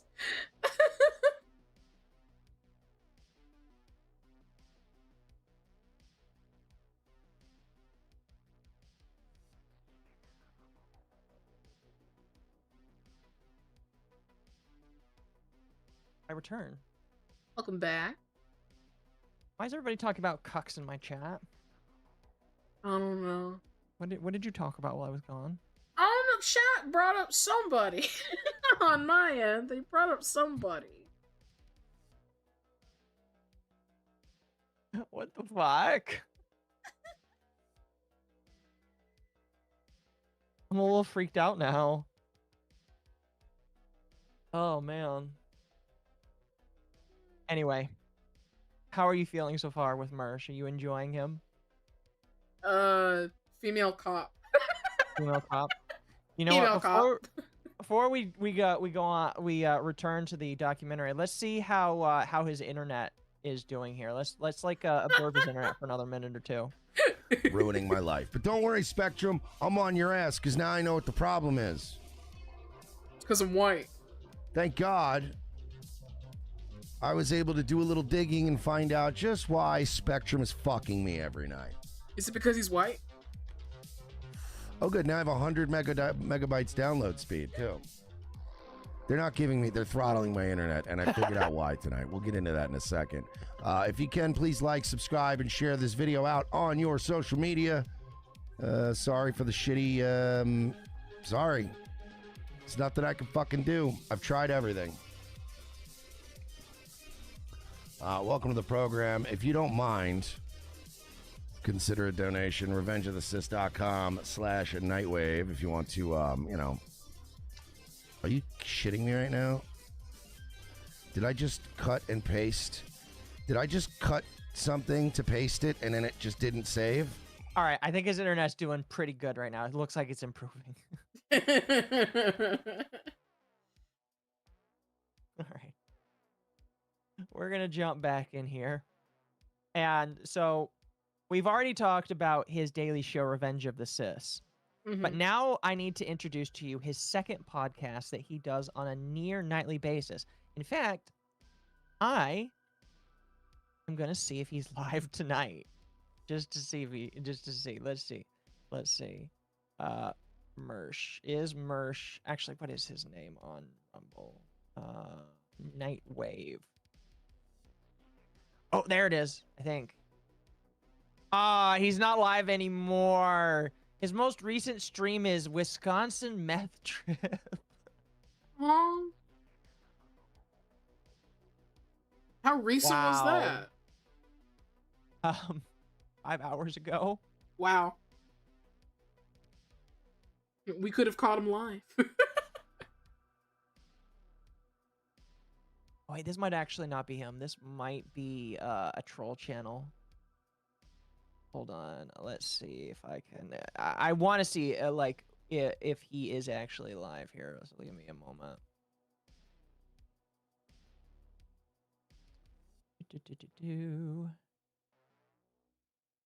That's his YouTube channel. I don't care about his YouTube channel. Give me his. That's his locals. Don't show me notifications. No. Revenge of the. There it is.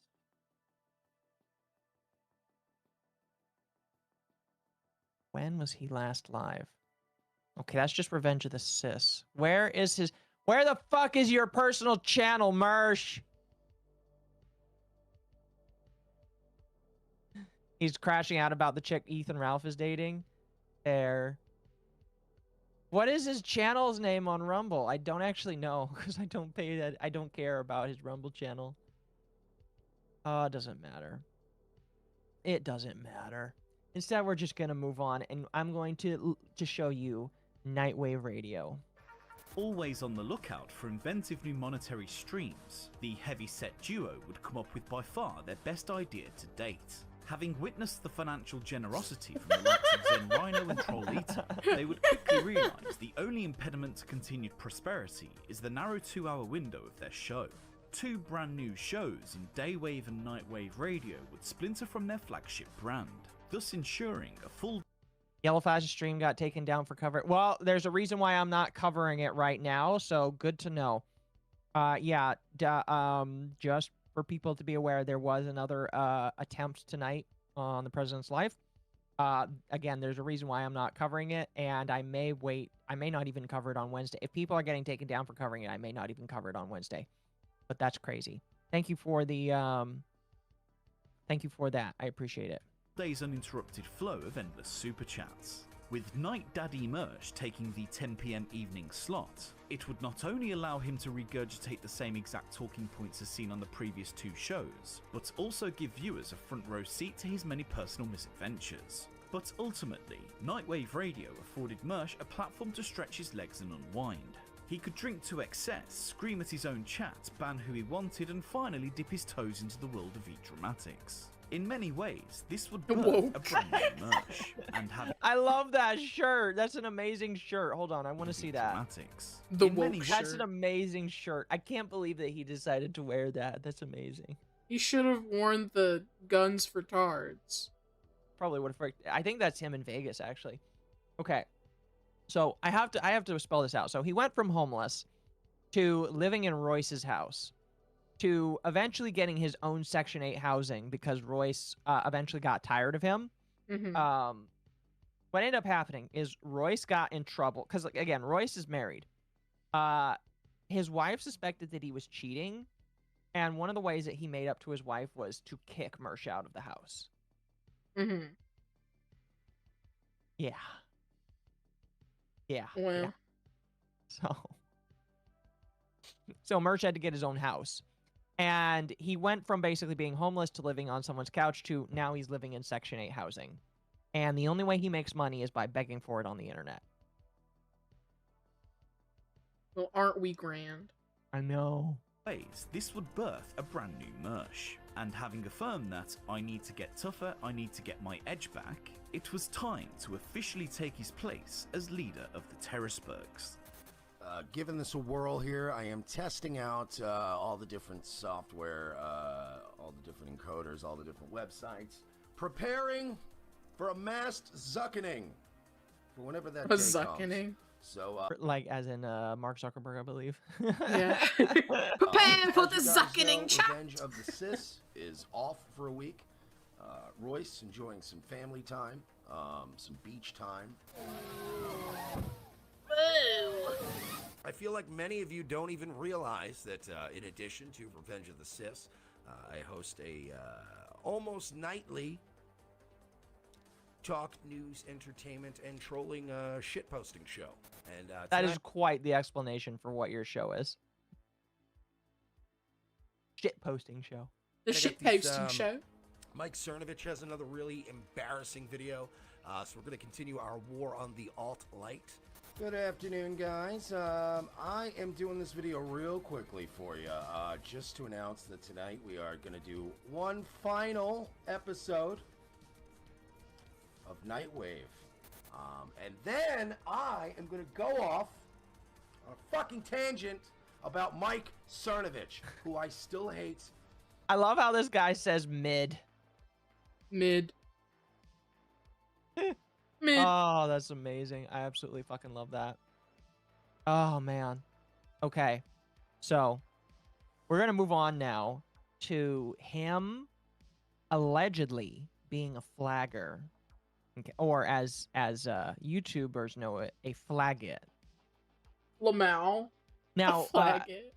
again, you told me you don't know who the quartering is, but you might have heard that there is a man on Twitter known as Jeremy Hambley who is going around flagging people for making fun of him. Mm-hmm.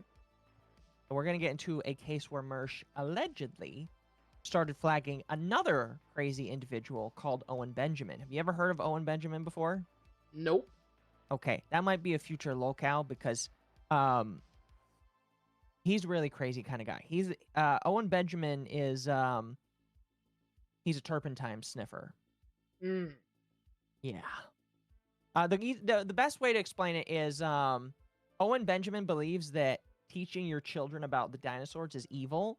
So he took books that his children had about dinosaurs, and he would cut them up and throw them into fires.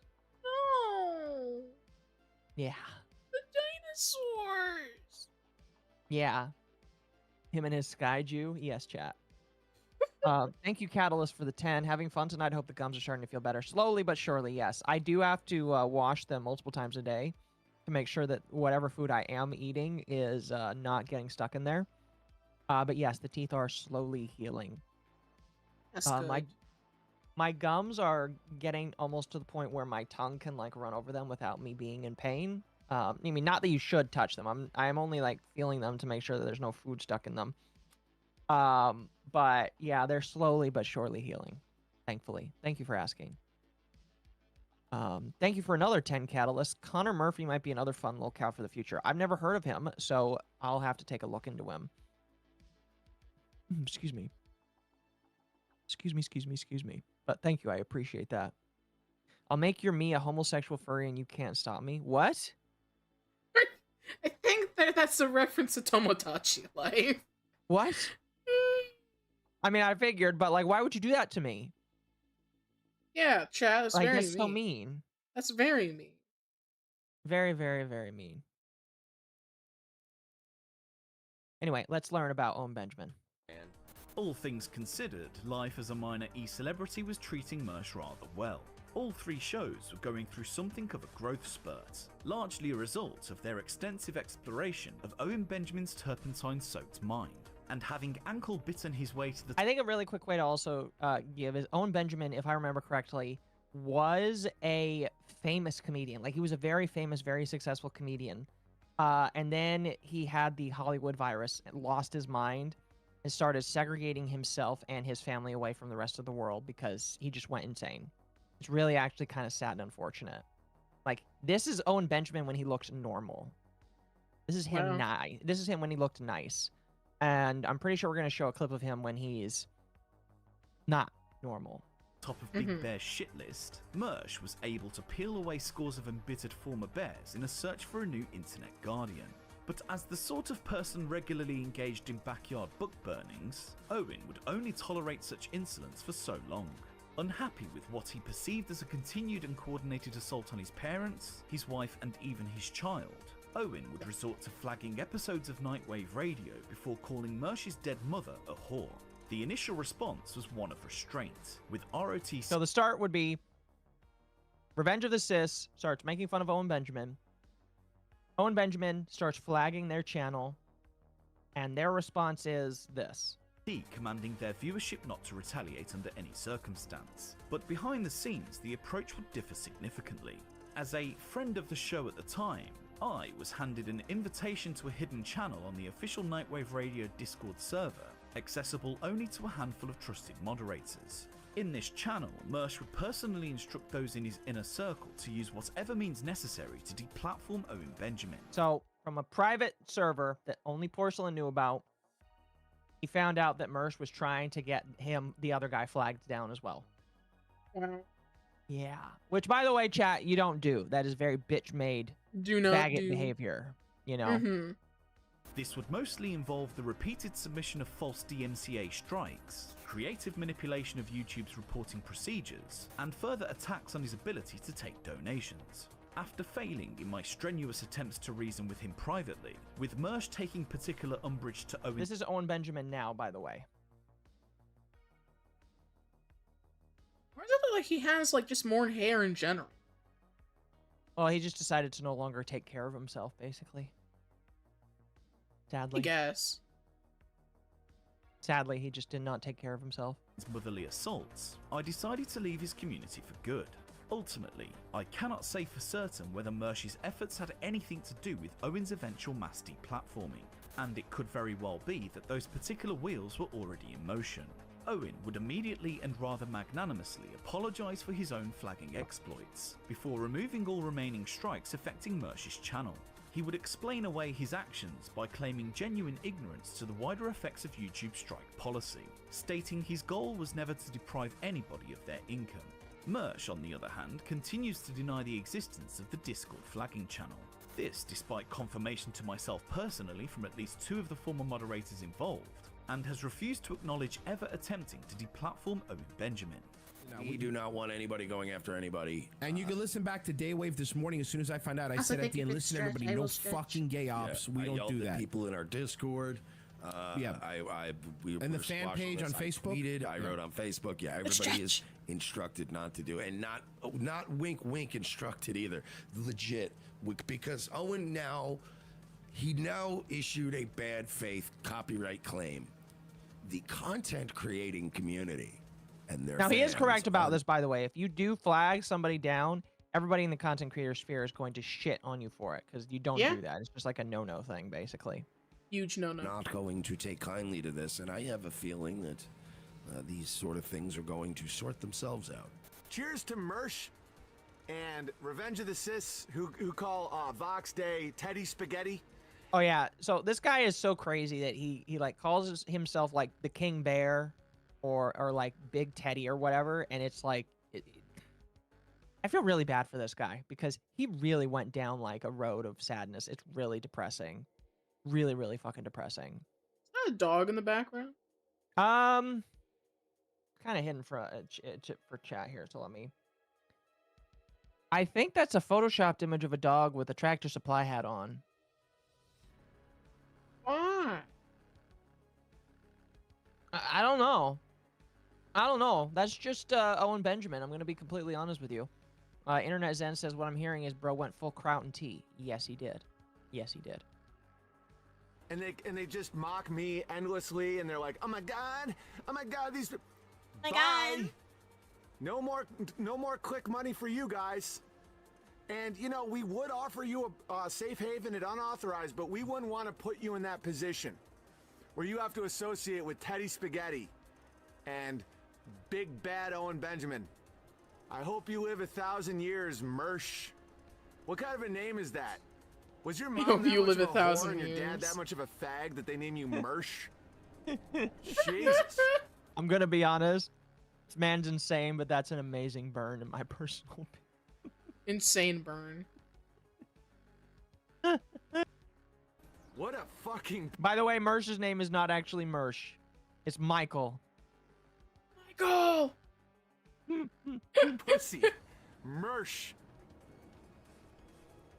So all of those clicks, and you probably saw your clicks going up and up as you were developing a sea of trolls and haters. They couldn't wait to see what you said about old Teddy Spaghetti and Big Bad Big Bear.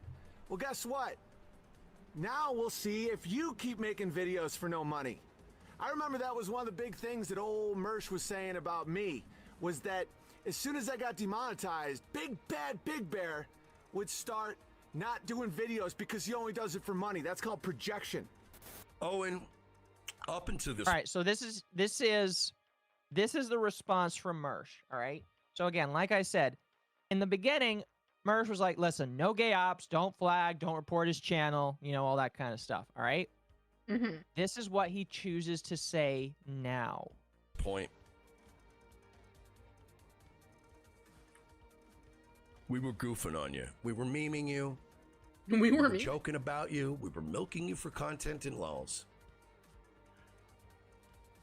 Take it from me now. Mark my words. You have never, ever, ever actually been attacked by us. What a villain.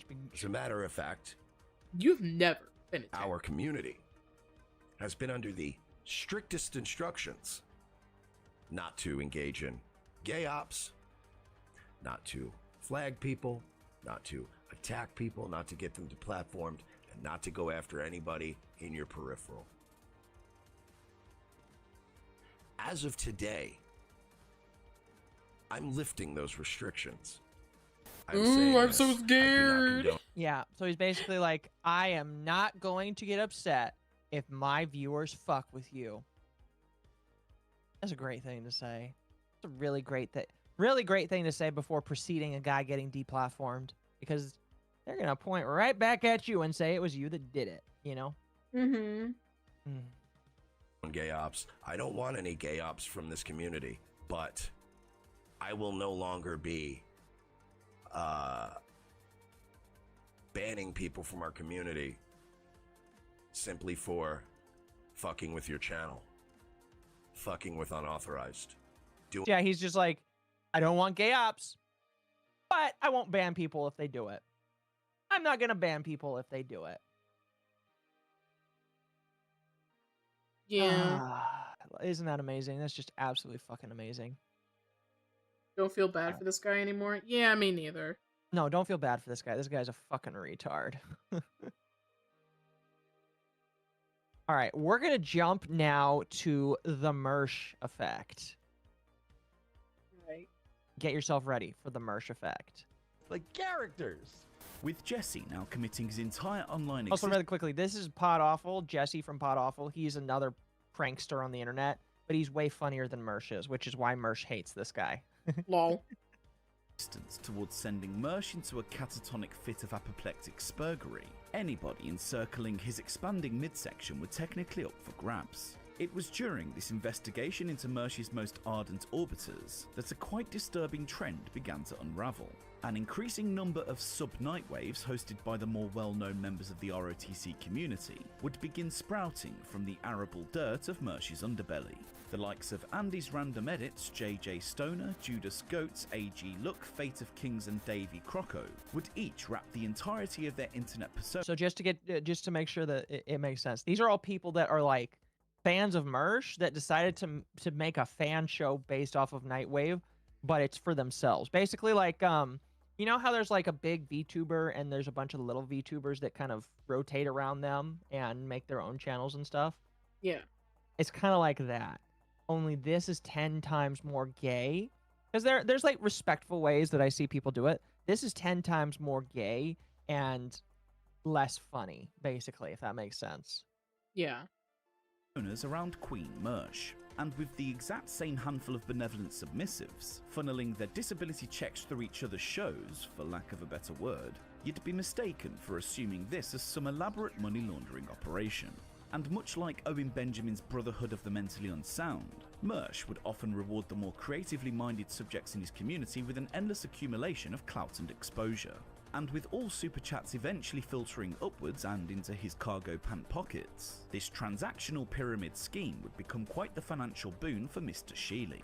But perhaps the greatest benefit of what would later be dubbed the Mersh effect could be attributed to the weaponization of his most notable defender. My internet daddy would kick your daddy's ass.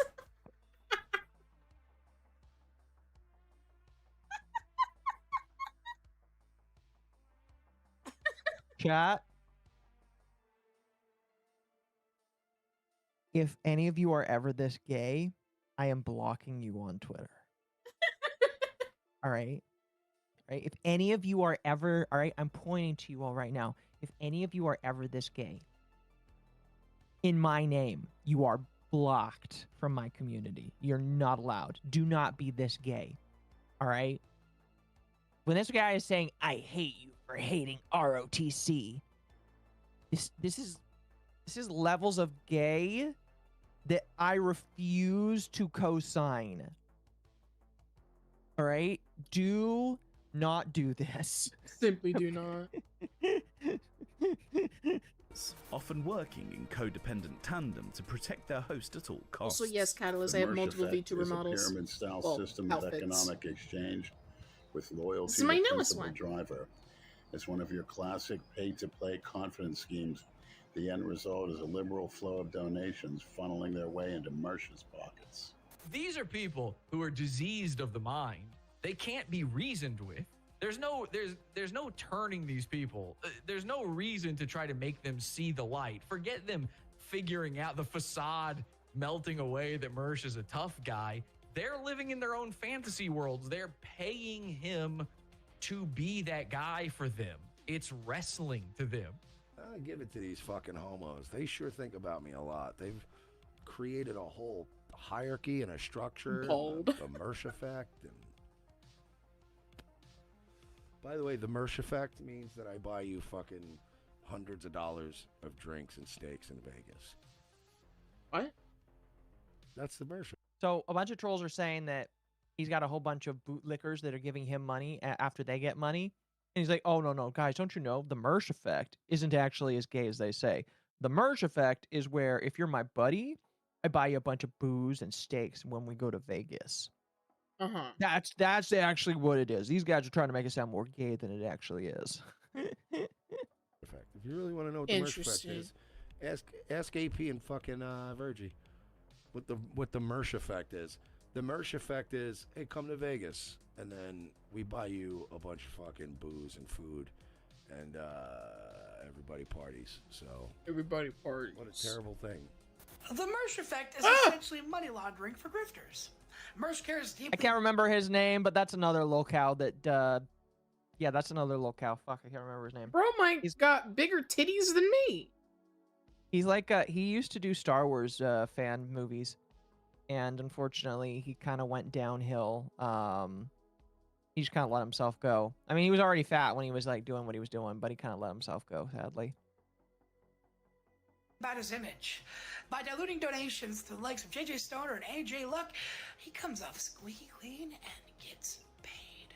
Revenge of the Sis, and specifically Mersh and his show Nightwave, these guys, they have bred this world around them where there's all these other guys doing their own Nightwave radios. So you got Mersh, you got Nightwave Radio sitting there making their Nightwave radio, telling you go subscribe to, and every single person in their chat room, I'm not kidding, I've never seen anything like this before. All of their listeners have their own shows that are basically Nightwave radio. You know, if you could figure out how to set up a Streamlabs and grift some donations out of some idiots on the internet, then you've got your own Nightwave ready to go. Leading up to Airsoft Fatty, yeah, that was Airsoft Fatty. That was one, yeah, that was Airsoft Fatty. I don't know if you've ever heard of who Airsoft Fatty is, but yeah, that's who it is. Yeah. Yep. Anyway, we're gonna move on from the Mersh effect now, and we're gonna turn to grinting, which is a form of grifting. All right. Mm-hmm. We're gonna move into grinting and the BMW. This is probably one of my favorite arcs that he's had. Unfortunately, the BMW isn't around anymore because it was a old BMW. But, excuse me, Dama, what would I tell you if I could give you a BMW for $4 grand? Do you think that would be a really good BMW? Probably not. Probably not. Fair enough. Let's find out how good Mersh's BMW is. Failed. A running, or rather waddling, theme spanning the breadth of Mersh's bottomless lore would be his propensity to rifle through the pockets of his subscribers. Whether in the form of shilling for the likes Catalyst, of I'm not Bray, flat. or selling Well, Joe Biden previously, shirts all my plastered with models have been slogans, flat. Mersh would nonetheless be spending So his time technically, that is rolling true. in donations while you fools work menial jobs. I can't get that comment out of my head, especially after he got. Oh yeah, that's right. So this man is constantly begging for money on the internet. All right, Well. constantly begging. But when people ask him, like, why, like, about his famous success, he's like, yeah, I'm rising and doing successful, and all of you guys have to go do menial jobs and, like, do your regular work. I'm up here living the big boy life. And by the way, could you please send me $3,000 so I could, like, continue to live the big boy life? I'm so much richer than you. Anyway, can you donate to my GoFundMe? Pretty much.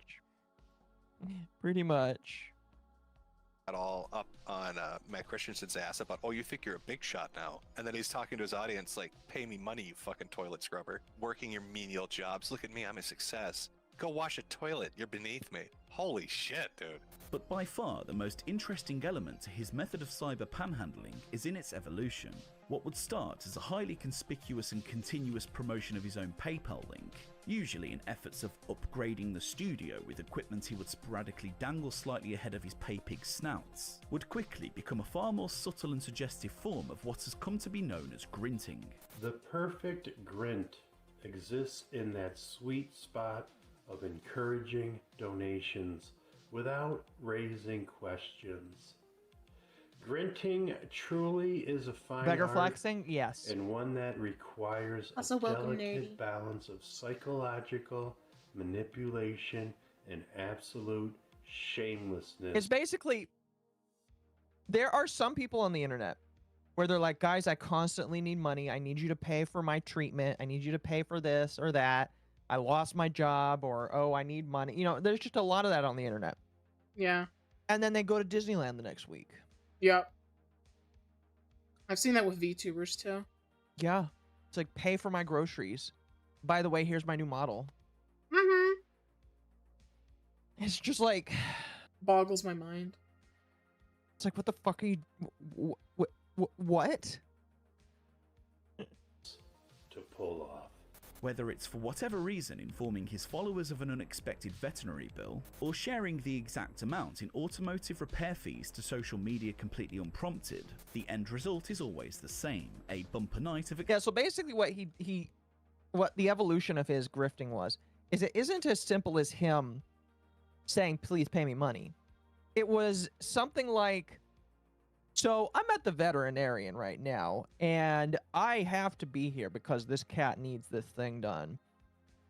I'm not asking for, and he would not directly ask for money, but he would say, like, basically, I have this $500 bill I now have to pay. And he wouldn't ask for money. He'd just put his PayPal link in the comments. And then what would happen is his fans would throw money at him. He was like, oh my gosh, Mersh needs money. Mersh needs money. That I don't want to let that cat I don't want to let that cat die. I like cats, you know. Mm-hmm. So he would just subtly hint in there, guys, I think I need some. He would subtly basically just say, I need money, without saying it. And then what would happen is people would just throw him money. It's like social conditioning, basically. Expense-related donations. An influx of sycophantic super chats commenting such things as "Tell the Beamer I said feel better" and "Money for AIDSy McAIDS the AIDS cat and his AIDS bills" would each find their way into Mersh's Goalwave Fund, shown on screen as a bright green bar boasting an ambitious daily target. The fucking super chat was super funny. Yeah, here, It is let me always see if the I can. same, a bumper. Let me see if I can bring that back up because it was really good.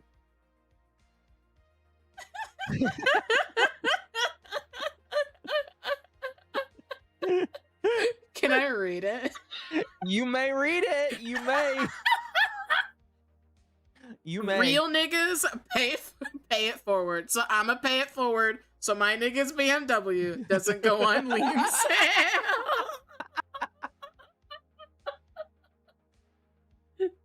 Oh shit, nigga.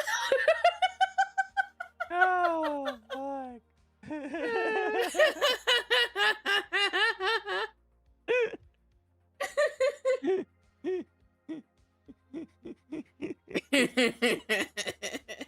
I should say, by the way, there's nothing wrong with you making money on the internet, but like, you gotta be a little bit more coy than Mersh, all right? And don't always, but like if you have to beg for money constantly, you might want to go get a part-time job or maybe a job, you know? McDonald's doesn't sound so bad. Target. Grinting or grift hinting is the process of begging for money through emotional What is seed that? planning. It usually comes. I don't know. So, Porcelain would pay a bunch of people to read these clips out loud using fuck, that service where famous people can like read things out to you. I can't remember what it's called, but that's Porcelain just paid a bunch of people to say these clips out to him. Comes in the form of an unexpected expense or a sudden personal crisis, and almost always results in an abundance Fuck is that spray on beard? donations. Yeah. But even the fine art of grift hinting wasn't a completely foolproof endeavor. With an attempt. Oh, thank you, Catalyst, for the 20. I appreciate it. Speaking of daily goals, how's this? Don't be ashamed to occasionally take donations. At least you're not e-baking. Oh no, I have no issues with taking money. If people want to throw that at me, I don't mind whatsoever. I just How the stream go? Stream good. I think that if you want to once a year say, guys, I got to get this thing done. If you want to help me, you can. I think you're allowed to do that once a year. Maybe twice if it's an actual, like, you have like a car-related emergency and then like an immediate health-related emergency and you're willing to show. Because like with me, when I was like, guys, I'm getting my teeth done. Cameo? Yes, it was Cameo. But like when I got my teeth done, I censored out my personal information, but I showed you. I wanted to prove to you guys that I actually did need shit done. And you can kind of hear that I did get that shit done. But like, you're allowed, in my personal opinion, once a year to have a car breakdown and have a health-related injury. If that happens more than that, I think you should probably get a job. Yeah. Just saying. Because at that point, you cannot over-rely on your audience to pay for things for you. Like, it is a great secondary income to have YouTube. But like to 100% rely on it to pay for you, that is like a dangerous mindset, because the minute you're like, my audience is going to pay for everything, is the minute where people stop being viewers and like followers that you enjoy having around, and you just see them as a piggy bank. That's all it becomes. Yep. So I think that's the problem that Mersh falls into. Unless you're Jenny Nicholson. I don't know who that is. Sorry, chat. To broadcast an expensive accounting error, seemingly resulting in the adverse of Mersh's desired effect. He would post to Twitter with absolutely no supportive... Okay, this is a funny tweet. This is only like 4 years old. I overdrafted my checking account post-Vegas. Bruh. As all people do. Always check your decimal points when manually making a payment on a credit card. I paid 750 instead of 75. Oh my god. Who the fuck is writing a check for 75? No, I think it was on a payment button system. Oh my god. On the plus side, at least the balance on the card is now 29. But damn, I need to proofread this shit. With 41 likes. And 5 quote retweets. I want to know what those quote retweets are. Context whatsoever, that I overdrafted my checking account post-Vegas. I paid $750 instead of $75. On the plus side, at least the balance of that card is now $29. This resulted in the entire thread speculating on the financial motivation behind... I love this. Mersh is an idiot. I love that Porcelain liked this. on yet another attempted grint, with one comment asking, why does this need to be public information? Replied to with, so he can use it to beg. Motherfucker is the DSP of podcasters. Very true. Some would raise the question of why such a trivial amount would affect a man, according to his own totally not exaggerated admission, earning $20,000. Oh yeah, that was another thing. So this man claims to earn 20 grand a month. Interesting. But despite earning $20,000 a month, he ends up begging for money quite a lot on the internet. I wonder. I was making 20 grand a month, I would be putting so much of that into investing. You have no idea. Holy shit, man. A month, whilst others would amusingly ponder, how long till you open a GoFundMe? Oh, if you only knew. If only you knew. individual. If only you knew. What was once an almost Pavlovian display of key jingling manipulation was now exposed as some sort of psychological fiscal ruse. A profiteering exercise of cognitive seed planting designed to encourage the continued generosity of Arnold Nicotina and Fat Keck Boy. With that in mind, it was now time for Mersh to resort to the good old-fashioned tried and tested, the simple and unapologetic devotion to barefaced scroungery. So if you guys want to, I don't know, help me make a few bucks. So why don't we, bucks. Kick in a couple tree bucks for your boy before you go over to Virgie. And then we can give that fucking hyena the scraps. What do you say, kids? Please, just don't make me go back to the clubs. And don't ever make me be in a position where I gotta go stay at an ex-girlfriend's house or something. And hear her like fucking her new boyfriend through the walls and shit. You know what I mean? Like, what kind of cuck fantasy is that? This Was man? Very cuck chair. Bro got some fantasies. Next to female cock, gun drawn, and horses. Daytona Beach. Oh yeah, I didn't cover this earlier, but this man used to be like a manager for a strip club. And he ended up getting fired. And the reason that he alleged he got fired is because he refused to discriminate against the black dancers in the club. What? Yeah, he claimed that the owner of the club was discriminating against black dancers, and he tried to get it taken to court and win $750,000 in damages. He did not win that court case, but he really, really, really wanted to. Interesting. Yeah. Like he used to be like a club owner, and then he got fired. A lot of people don't think that he got fired for that reason. A lot of people think he got fired just because he's an incompetent nincompoop. He probably just sucks. Yeah. please don't, God, please don't let me get in that position ever again. Did he just take out a giant glass bottle of high-end liquor as he tells the people? Oh yeah, I saw that. High-end bottle of liquor. Here, we're just gonna jump back. Wait. You know what I mean? Like, please don't, God, please don't let me get in that Look at position. that giant glass. I mean, like, the chat can't see the whole thing, but like, that's a gigantic silver goblet of liquor right there. That thing. And he's saying, while he's holding this giant goblet of liquor, please don't make me go listen to my girlfriend get railed by her new Tyrone boyfriend. All right, please don't make me do that. Please. I'm not really interested in that. By the way, donate money to me so that I can continue drinking liquor like this. Did he just take out a giant glass bottle of high-end liquor as he tells the people working menial jobs to pay him on his fucking live stream? Why doesn't he dress up as a Monopoly man and just flip them off with a PayPal link on the screen? Like, it's cartoon. I'm gonna be honest, I might pay him if he did that. It would be more funny. That would be funny. I don't want to go back to work like you fucking people. Clink, clink, here's my giant fucking crystal goblet. What a cunt! Like a kick in the balls, right? Like, that's amazing. And as always, if you'd like to support the program directly, if you got some money burning a hole in your pocket, and judging from how wonderful the economy is right now, I know inflation's going on, but that means you're going to have less things on Thanksgiving, which means you're saving money, which means you should give me that money. What? What a Jew.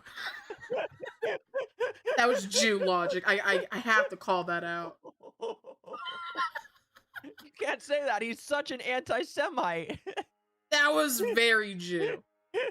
Very bisexual and Jewish of him. Well, you know, chat. Inflation's going on. You know, you guys save money. That money should go to me.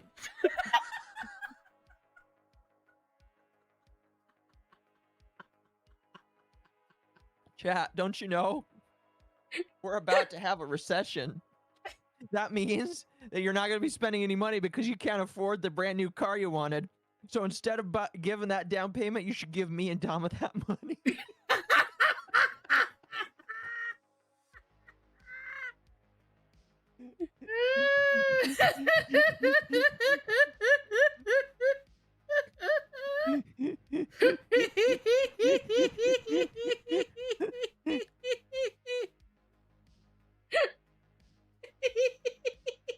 What a bisexual Jew. That was the most bisexual Jewish thing I've ever heard. Yeah. Internet, thank you, Internet Send. Odds are he was the one discriminating against black dancers, not the actual owners. It's possible. Thank you, Upron, too, as well. Donate money and drink, all in. All in. Thank you. It's been a slow week for me. So if you, in terms of making money, if you've been like, yeah, I don't know if I feel like donating, maybe I will. Tonight's the night, kids. If you want to donate, because I made fuck. Well, I took Monday off because it was Memorial Day. Okay, so here's the again. Here's the other thing. There's like, I understand. Mike Goldstein. His name is Mike Michael, Goldstein.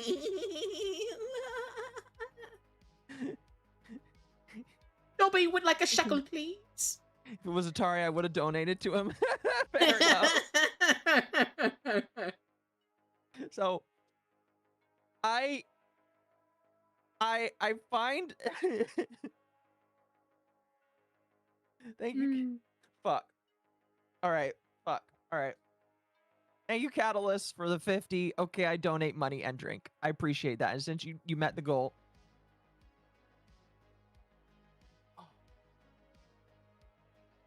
Oh, fuck.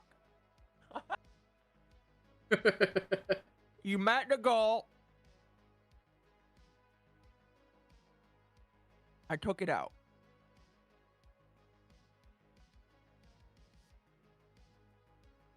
Let me get a drink of water. Hold on. Teeth. Not gonna mention the Count Cuckula shirt. There is a Count Cuckula shirt. Also, hi Raiders. Hi.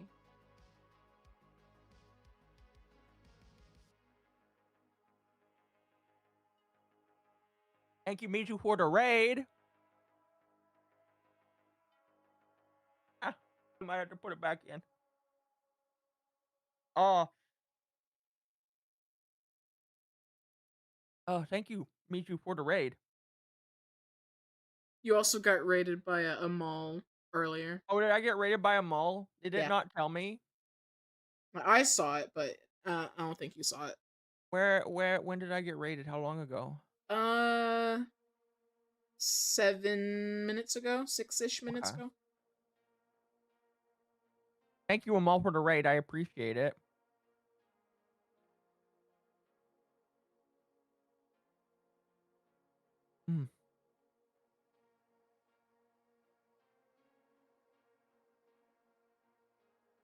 Don't let the yippee steal your beak. All right, I'll put it back in. I kind of need to put it back in.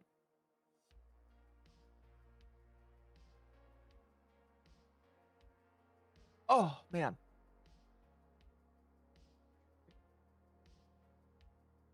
Give me a moment.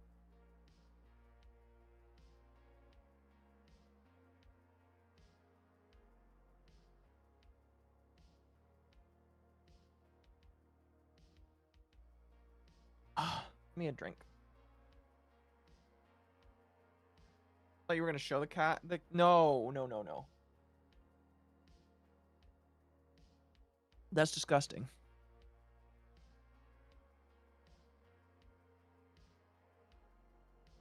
Oh, fuck. That was a bad idea.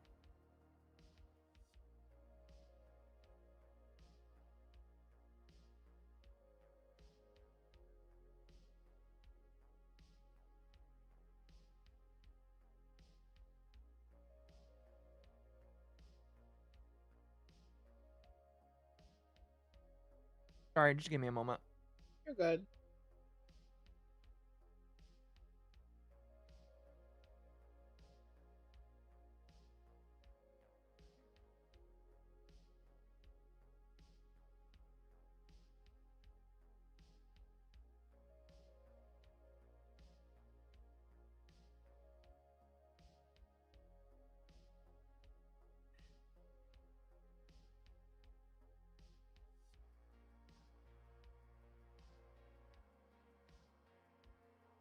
Okay.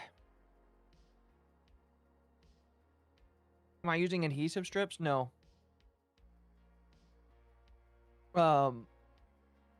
You don't need to for the top one.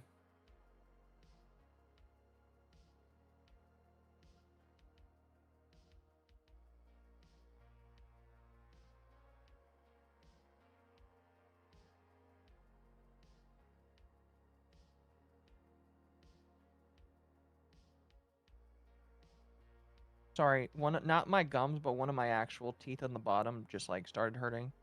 Oh One of the no. ones that does need help. It's okay.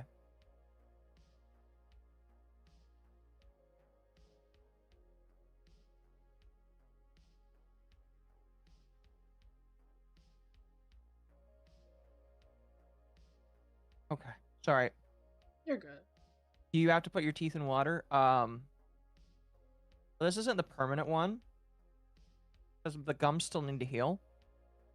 The denture I have in my mouth right now, its goal is to help keep the gums on track.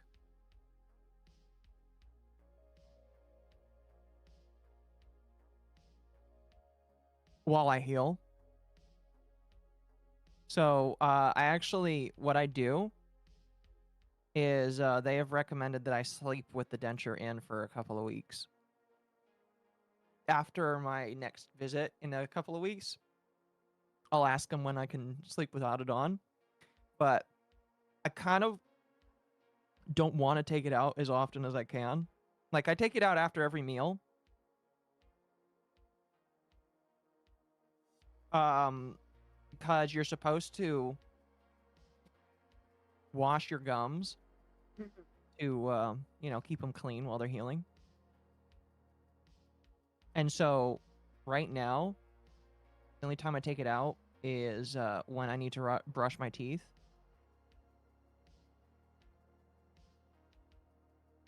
And,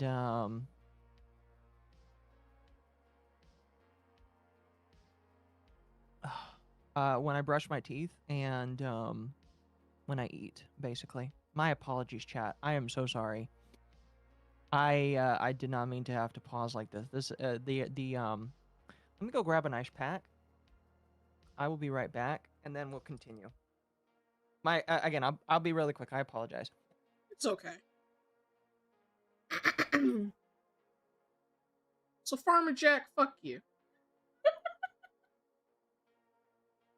Okay, bitch.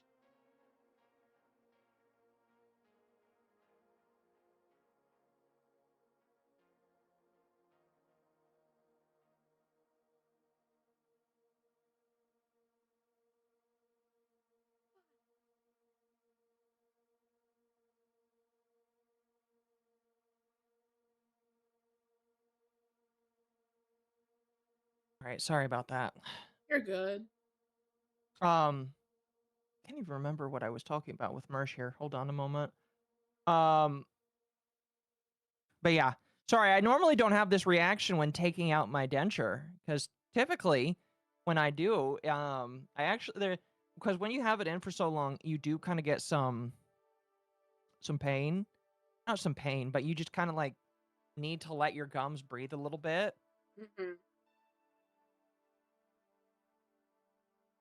Spit on chat, no. Chat, calm down. Oh, cover Occo? I'm sure you can find something to cover on me that's really funny. I hope you get better soon. I appreciate that. No, yeah. I mean, like... I'm sure that, listen, there's a lot of people that unfortunately don't have teeth these days. Isn't Pippa also missing some teeth? I think she does. Although I'm surprised she hasn't gotten new ones because she's like fucking rich, last I checked. Anyway. Alright, my apologies, chat. Let me reverse a little bit in this stream here. I made fuck all on Tuesday. Okay, never mind. I remember what we're going through here. Thank you again, Catalyst, for the 50. I appreciate it. I will, as my gums heal, I'll probably do more stuff where I if people want to hear it without them, I'll take them out. But, because I had that reaction, I'll probably wait a little while to do it next time. I hope you guys understand. Hope you understand. But yeah, so there is a mindset, okay? And I have to work really hard not to get into this mindset myself with streamers that make any amount of money on the internet, right? If they make money and they have to survive off of the internet, there is this mindset that I see from streamers where they're like, anytime I am not streaming, I am not making money, okay? And that is Mersh to a T. As he says in this clip here, and I'll go back like 10 more I'll go back to this. As he says in this clip, I made fuck all on this day and this day and this day. And it's just like, Mersh, what are you talking about? You shouldn't be begging your audience for money. You shouldn't be telling your audience, hey, I didn't make any money these other days. How about you guys kick in money so that I do make money and this investment is worth it? And it's just like, if you tell people that the reason why you're streaming is just to make money, it's going to degrade the quality of it. Obviously, it degrades the quality of the streams because it's like you're only focused on one thing.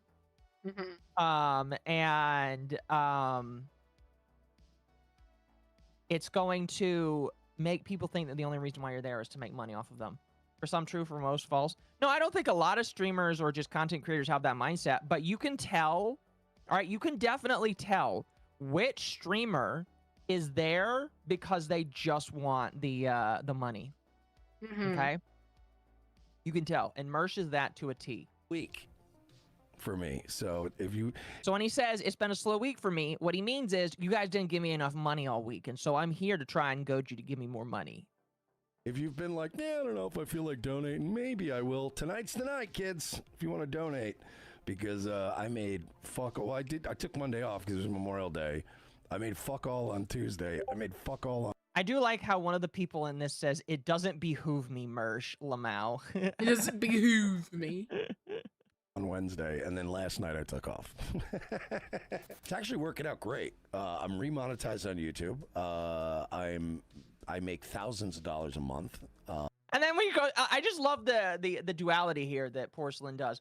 You've got a clip of him begging for money, and he's like, oh, guys, my streams are going great. I don't know why people say that I'm poor or that I don't make any money. I make thousands of dollars every single month. Every single month. Look at my high liquor. So. I have an entire 2-bedroom apartment all to myself. I drive a BMW. It's a little older, but it's a nice car. Very nice car. Are we getting Very to good drive. We're getting really close to the BMW, by the way. I have clout now. I go places. People buy T-shirts with my face on them. We meet fans. Fans enjoy meeting me. And by the way, there is nothing wrong for you to say it is really cool to have fans, and it is really cool to have fans that buy merch with my face on it. By the way, chat, I feel like this is a great self-plug. I have a shirt with my face on it or with a Yippie's face on it. And if you want a shirt with a Yippie's face on it, you can get it. I'm not going to force you to buy it, but like, it's really cool to say that, hey, I have a shirt with my face on it or with something of mine on it. And it's just like, yeah, that's really cool. The problem that you end up having is it's coming out of the mouth of a guy who literally like will say every other day, it's just like, you guys need to give me money. And it's just like, you need to give me money. You need to buy my merch. You need to do this. You need to do this. You need to do this. And it's just like, Mersh, I think you forgot what the stream is for. It's for the people that are interested in you. Yes, making money is a component. And this is what pisses me off about so many streamers. Like, I knew a person that was this retarded. So retarded. And it's just like, you forget who put you here and who can just as easily take it away if you're retarded. And you're telling these people they're not doing enough for you. So it's just really, like, whenever I hear Mersh or DSP or any of these people say, oh, you need to give me more money. You guys are here to give me money. It's just like, I'm going to fuck off with that, all right? You're here to entertain. You are a monkey. You're a clown. Your job is to dance for people. And if you're not dancing good enough for them to give you money, that's your fault, not theirs.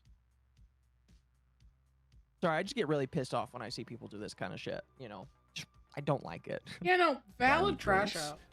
Yeah. They show up, they buy tickets to shows, they donate via super chat. Honestly, Chattington, it's working out fucking great for like. I don't get this, right? Is he being sarcastic? He's claiming, like, I know his claim is bullshit. Everybody does, but he claimed he made $20,000 a month. His merchandise probably brings in money, right? And then PayPal and coffee and all that shit. And he's got an Amazon wish list. It's like a really badly written villain. I love it. It's great. With Mersh having officially... It does sound kind of like an internet villain. It's kind of funny. Oh, this is a great picture. I don't know what cut of steak that is, but he's got a cut of steak and some fettuccine. Oh, man. And, You could easily make that at home. well, okay. Listen, the food here, that's not the important part. What else in this picture do you think is actually... What do you think he's trying to show people in this image that's not the food? Is that car keys? Yes! He's trying to show his BMW car keys. He's trying to flex that he has BMW car keys. What a baguette. Made it, at least according to his own pitifully low threshold for success. He was now on the lookout for a symbol of his recent upward financial mobility, and having spent his whole life until now opening his wallet to the dusty flutter of Mothwing, it was time to show the naysaying world just how wrong they were about Mike Shealy. However, with his capacity to drain the coffers of his subscribership, in a state not too dissimilar to his ability to extend his forearms, both limited by his relatively meager reach, a 2000... No steak for the octopus. One day I will be able to eat chewy foods again, chat. All right. I was able to eat a burger today in 30 minutes. So that's a single patty burger. That's an improvement. It's a pretty big improvement. I'm going to get a burger not every day, but I'm going to get a burger until I can eat them fast. Do I even like steak? It depends on who cooks it and what it's flavored with. If it's just a normal piece of steak, no. I cannot just have a normal piece of steak. But if I can get a steak with like lots of good little flavorings to go along with it, nice medium rare, it's bleeding like it might still be alive, you know? It's still fucking mooing. Exactly. Exactly. Also, I don't think this is exactly the BMW he has, but I think this is close to the BMW that he got. 2008 BMW 5 Series clocking 130,000 miles would, at least for now, Never mind. I think this is the kind of BMW he got, because this is, I believe, a 5 Series. to suffice. And as a brand of vehicle notoriously expensive to maintain, even his Baphometic co-host would be left asking what the fuck he's doing. Eventually, the inevitability of bad decisions... Oh, right. I forgot to mention this. He calls Royce Baphometic because Royce is a devil worshiper. Interesting. Yeah, Royce is unironic. Royce, unironically, I believe, had a satanic wedding. Oh. Yeah. I love this comment here. This person says, a BMW with 130,000 miles. Only an idiot would think buying this was a good idea. You have the mental intelligence of an 18-year-old girl. Damn.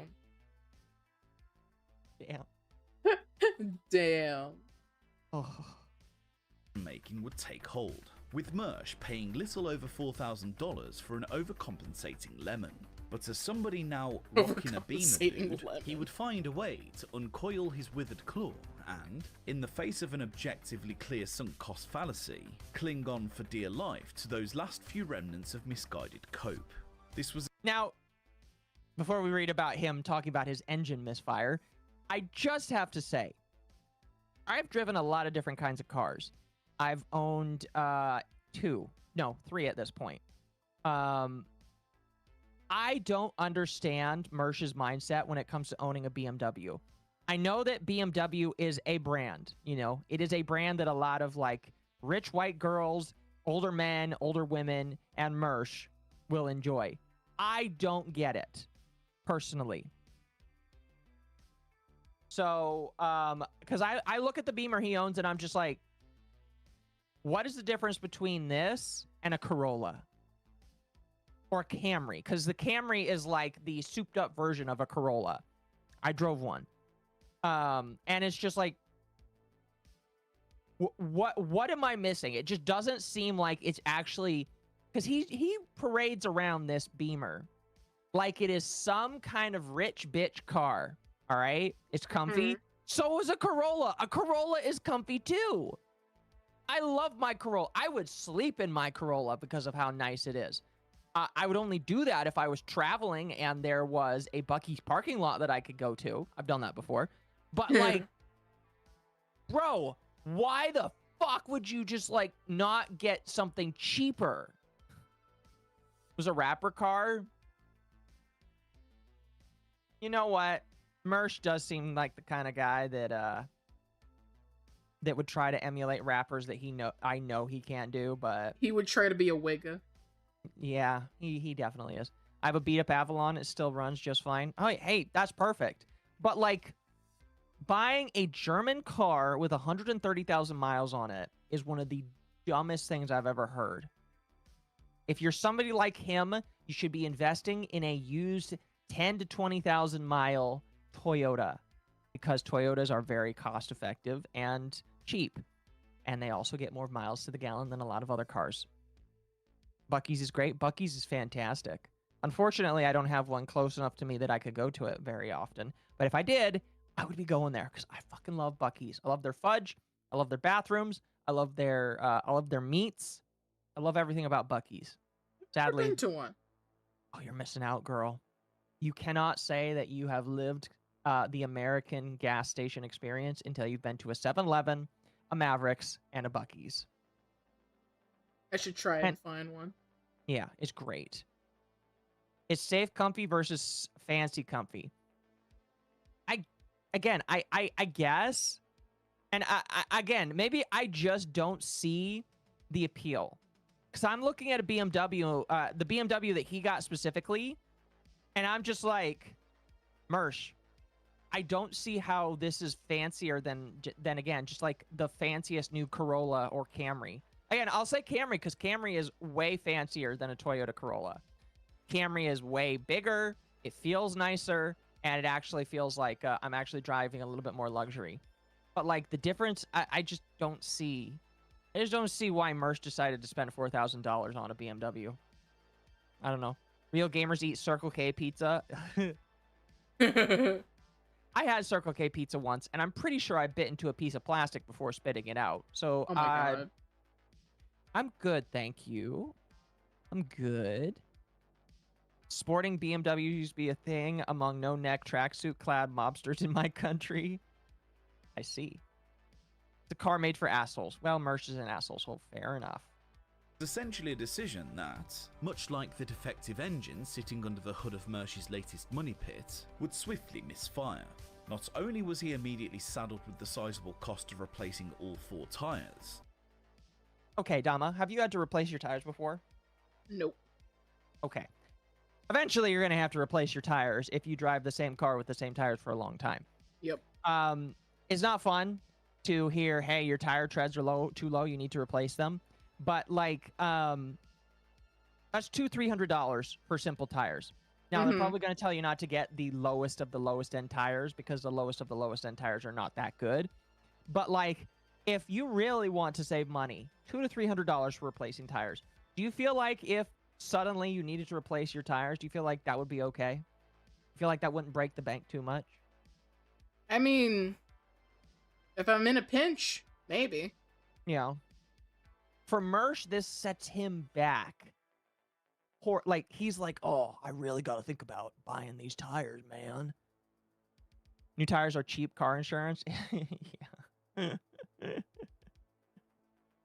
He has since experienced such issues as a cracked coolant reservoir, bad ignition coils, a tyre leak, a faulty window button, a broken sunroof, a badly wired headlight. By the way, these are all things that he got after his Beamer. So he spent thousands just trying to fix up the Beamer that he bought for $4,000. Wow. And he spent he bought this thing for $4,000. I bet you he sunk at least another $4,000 into fixing up this car. Yeah. Light assembly and an unexplained blinking of his check engine light. Such was the extent of his vehicular troubles that he would stream an impromptu Nightwave pledge drive, simply to meet an invoice he'd describe as an amount of money I'm not comfortable talking about. That means he refuses to tell people how much money he needs. Wow. During the stream, a severely intoxicated Mersh would attempt to in before any potential A-logs by acknowledging the poverty-stricken temerity. Again, man is like, guys, I need money to repair my car. By the way, I'm also intoxicated off of probably a lot of very expensive alcohol. Could you guys just please pay for my car and not troll me about it? I got a full set of tires on Amazon for $400. They are perfectly fine. I mean, if they are perfectly fine, that's great. I remember one time I had to replace a tire when I did have a Camry for a brief period of time. Because there was a bubble on one of the tires. And by the way, Chad, if you get a bubble on one of your tires, that's an indication that if you go over any bump, that tire's going to blow out and you might have a situation. So replace it if you find a bubble. The guy told me, if you want the exact same tire, it's going to cost you $300 a tire. A tire. Not the full wow. set. And I was like, did you put a computer in there? And I guess it's just the kind of fancy tire it is. And I was like, I'm good. I don't want a $300 tire. Give me 2 tires that are from the same set, but are not that expensive. It's just, no, I'm good. I'm good. Of his own disheveled cash grab, seemingly under the delusion that what looks like candid admittance somehow justifies his position as a slovenly drunk rattling his tin can.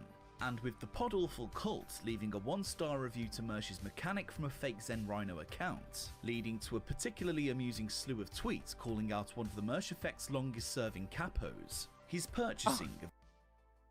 Yeah, that was another thing. So somebody trolled one of the places he was getting service for his car done, and they did it in the name of one of his biggest donos, dono people. So let's say that one of the people that comes into my chat and donates fairly frequently, excuse me, somebody decides to troll using their name. Mm-hmm. Mersh believed it instead of realizing that this was obviously a troll, and he banned his biggest whale. Wow. The used BMW 5 Series has to be one of the greatest gifts to his detractors yet. So I've decided. Oh, okay. Okay. So this is him and Royce. All right. Royce is on the left. This is the reaction that Royce had when he learned that Mersh was going to buy an 130,000 mile BMW for $4,000. Okay. Mm-hmm. Everybody keeps telling me not to. I don't care. I don't listen. So he's starting off by saying, everybody tells me not to buy this car. This car's a bad idea. We have no idea what's wrong with it. It's only $4,000. Everybody's saying don't buy it, including probably Royce. And he is saying, nope, I'm just going to do it anyway. The people very well. I'm going to look at the BMW tomorrow. I'm going full yuppie, Royce. What are you doing? What are you doing? What are you doing, man? What are you doing? What are you doing, man? Why are you buying this car? The only problem I see with those cars is how expensive German cars are to repair. Absolutely. Like, I had an Audi, for example, and that thing was a fucking bitch. Like, every time a part broke, it was like $1,000 just to repair it. I hear what you're saying, but hear me out on I this. hear what if you're you saying. Just don't break the car. So his answer is, nigga. Have you considered just like not breaking your car? $5,000? Why don't you just don't like fucking break it? Don't break it and we'll be fine. It'll all be fine, man. Bruh. Yeah. Just don't break the car. Just don't break the car, man. Just don't break it. He did hear me out. Yes, he did. Look at the fucking despair on Rice's face. He fucking knows this man can't manage his money. And look at that. He's never going to leave my house. That's that fucking look on his face. He said he's getting an apartment. Now he's buying a BMW.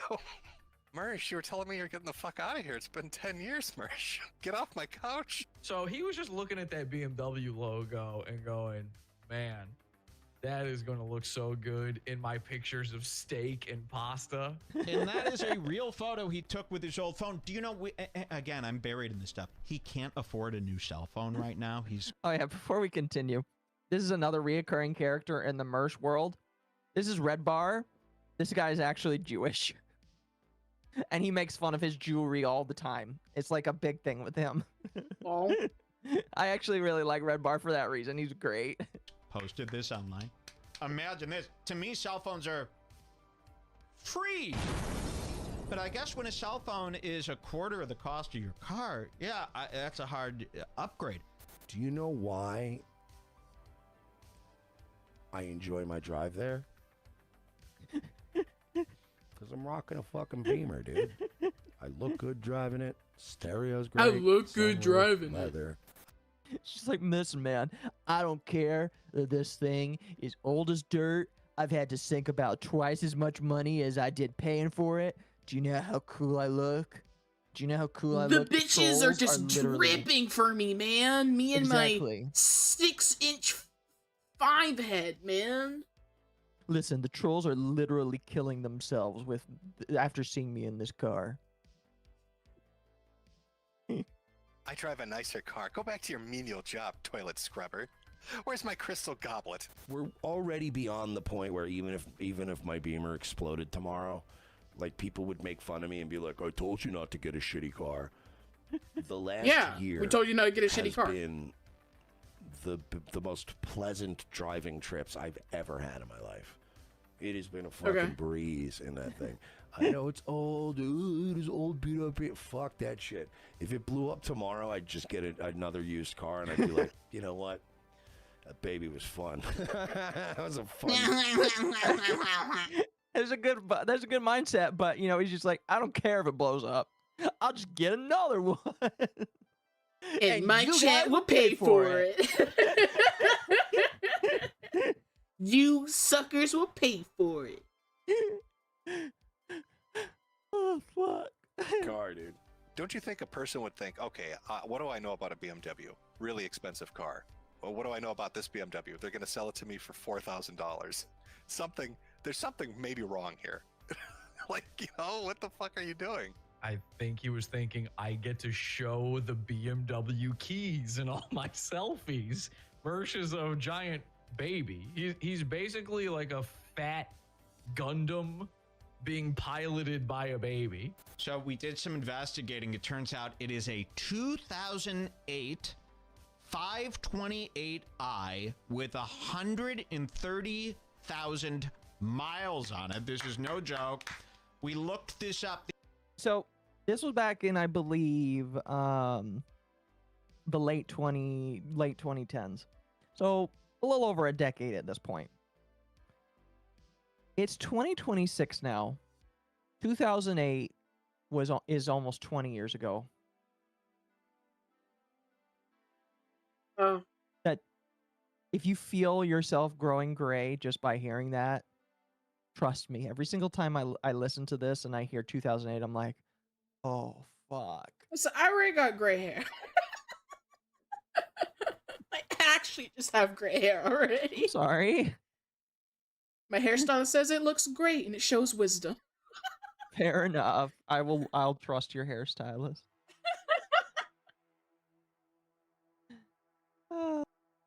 These things are going for $4,000 to $5,000. Anyone could buy these. It's a little bit more than the nicest MacBook Pro. Think about that. Anyone could buy these. He discussed wanting to buy this for about a year. He made the move and he's been flexing on people. You know, nothing about this guy has bothered me. But then when they tell me he's flexing with this old ass BMW. It's so ghetto rich though. When you make it, you buy the BMW, right? You're driving that Bitcoin Lambo, but you're not buying the used one. That's going to explode on you, dude. I'd say it's the equivalent of you're morbidly obese, like 500 pounds, and you just started your diet, and you've lost 2 pounds, and you decide that's when you're going to buy a new wardrobe. That's what he did. My buddy Eric, who was helping us, mostly Royce's friend, but he's my friend too, Eric, was helping me out with the bulbs. And he goes, I got some bad news, bro. Oh, this is really good. This is again, if you think the problems with the BMW are bad now, listen to this. Whoever had this car decided to jerry-rig these headlights so that they are LED instead of the regular halogen. But rather than just buy LED headlights like a not poor person, this person decided to splice wires and put a conversion kit in, and it was a whole thing. So we had to jerry-rig it back to being a regular halogen bulb. Pop the sunroof closed, go to roll up the windows. Windows don't roll up. That's strange. That's strange. I'm like, well, that sucks, whatever. So I run into the liquor store, run out, I get home. I go spent to the the liquor entire store. night since dinner, sitting in the driveway, trying to fix this window. I got all the other I really don't want to go to the mechanic. Fuck, this thing has to be fixed. Fuck. windows to go up using their corresponding window buttons. But my driver's side control module, it seems, is taking a shit. It's not a fuse, because this is why I bought the fuse box. This is why I bought an a voltage tester, because that's a quick fix, Pop in, doom. Switched out the fuse, even though it didn't seem to be at fault. Still switched out the fuse. Nada. You guys know I got a car. My car. The car that I keep talking about. The one that I wave the keys around in all my pictures. Conversion kit is not a poor person solution. To Mersh it is. I had to go to the mechanic. There were some things I knew were wrong with my car. There were some things I didn't know were wrong with my car. Guys, I found out my car, it has 10 more things wrong with it than originally first thought. I need your help. Donate to my crowdfund right now. Bottom line. So, here I am doing extra show, doing my Wednesday shows. Mersh is doing Wednesday shows. Because of that, so whatever, we're hanging out. But I know there are some people out there that it just it bothers them. I'm not even gonna lie.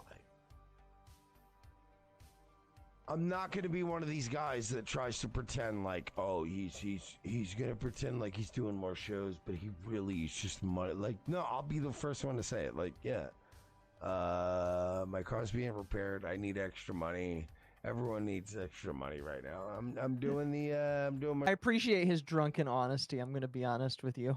Everyone needs money right now. I know that's crazy. I know some of the haters will go wild. I love how a lot of people are just messing with him in the comments. Hammered wave, shit-faced wave. Yeah. You can hear the pain in his voice. Yeah. All right, let's move on to his Section 8 apartment. Oh, brother. He's out. After more than a decade of parasitic spongery at the Lopez house. And yes, chat, he did live in Royce's house for over a decade before Royce's wife was like, Royce, you need to tell this man to leave. And he did leave. Household, Mersh's poo-fingered hand would at long last be forced, with Royce boldly going where no Cuban has gone before, having been caught fat-handed orbiting the female contingent of his community using Star Trek references as a lubricant. Marital life at home was becoming increasingly complicated by the day. That is a picture. You know what it is? I'll tell you what it is. I think it's just I'm a Star Trek nerd, and like in my mind, even bad Star Trek is still Star Trek. You know what I mean? I think we're dying out. I gotta be honest with you. I think there's not many legit Star Trek fans anymore. I don't come across many. It's not very often that I come across someone that likes Star Trek. It's okay that I'm calling you, right? Like with your wife or whatever. Yeah. Look, absolutely 100% fine. I promise. Uh-oh. Nothing to worry about and nothing to be embarrassed about. Seriously. I mean, I appreciate. By the way, women can kind of tell when they're probably not supposed to be doing something. And so that woman is like, am I allowed to be doing this? Is your wife okay with me doing this? The fact that he's like, oh, no, yeah, that's fine. It's fine. It's just like, Royce, she's telling you that maybe you shouldn't be doing this because your wife could get mad at you. Royce has a wife with Mersh as a roommate? Yes. That you worry, but you're fine. I promise you. I definitely would not have sent those pictures if I would have known otherwise. Good morning and welcome to Daywave. Make any cringy calls lately? Huh? Make any embarrassing, do any embarrassing things recently? Oh boy. Gotta own it, right? Gotta own it. I make fun of people all the time, right? And sometimes you get made fun of, and when it's deserved, it's deserved. And what are you gonna do? You know? What are you gonna do? With the incident of potential jeopardy to years of fetishized feederism, Royce was left with no choice but to insist on his co-host name, and then said it was based off of Nightwave from Warframe for me and Temp's show until we decided to call it Dogwave. We like it better as Dogwave now, but originally I did call our show Nightwave. Yeah. We don't need an Occo wave though. It's okay. Rundown 2-bedroom apartment at Lakeland's Jasmine Homes. And despite his new accommodation located in a high crime area according to security firm ADT, it was a significant upgrade on his years of abject homelessness. This despite Polk County's poverty rate of well above the national average. With the substantial assistance of his many recently acquired credit cards, many of which he's still making minimum payments on as we speak, Mersh would begin to conceptualize every facet of his ideal Polly Pockets home. Not only would the move allow him to endlessly— I think these are actually pictures. These are actually pictures of his house that he decided to take. After the Warframe radio, yes. And his prescription from CVS. Yeah, I don't know why he would do that. Also able to dedicate— Hey, look at what drugs I'm on, chat. Residence to a brand new broadcasting setup, and with a $40 Behringer Xenix mixer. Hey, listen, there's nothing wrong with that Behringer mixer. I've never gotten it, but I was told it's a good replacement if you don't have a starter mixer, so I think that's completely fine. $50 Marantz condenser microphone, and a $10 extendable arm. It seems that that extendable arm is trash, though. I have used it before. It sucks ass. 4 years of shameless studio crowdfunding was beginning to bear fruit. But it was the addition of an incredibly large bezeled relic of a television hanging perilously on his wall, a sympathetic parting gift from his sebaceous bunkmate, that would trigger the majority of amusement amongst his expanding group of online adversaries. Much like with the acquisition of a 12-year-old BMW, this minor improvement in Mersh's quality of life would see him repeatedly flex on his perceived haters, evidently under the impression that independent living at the age of 39 years old was something to celebrate. He's over 40. He's over 40. The TV up here, which will be dope. And then down here, around there along the wall, right? I'm trying to think, should I get a cabinet? Like a bookshelf type situation? Or, hear me out on this. What do you guys think about a mini bar? Because he's got to have alcohol. Easy and access to my alcohol. How about a mini bar? I was thinking about that. I was thinking about having a bar in the studio. He's nervously lighting up for the first time in his starter apartment. I wouldn't live here if I were homeless. You understand that, Mersh? I wouldn't live in your $650 living situation if I didn't have anywhere to go. If they said it's either the homeless shelter or this apartment, I said, please, take me to hell. Take me to the shelter. Remember, this ain't about Mersh. This is about a low-level apartment situation. If you live in a low-level apartment, that's fine. You're 20. You're 2. This guy's 40 years old. He's trying to be a big shot, hot shot broadcaster, right? It is what it is. We're getting there. I got the mic arm finally. Oh God, that This is a fucking right here. This is a game changer. I'm almost What, done. what, that, that was so sensual. What the fuck? I really don't like how sensual he's sounding when talking about his $10 mic arm. Oh, look at this mic. Oh, yeah. Minor upgrades, major flexing, pick a lane merge. No, he can't pick a lane. He's got to go back and forth. You can't pick a lane. He's drunk. Exactly. With the soundproofing, I don't.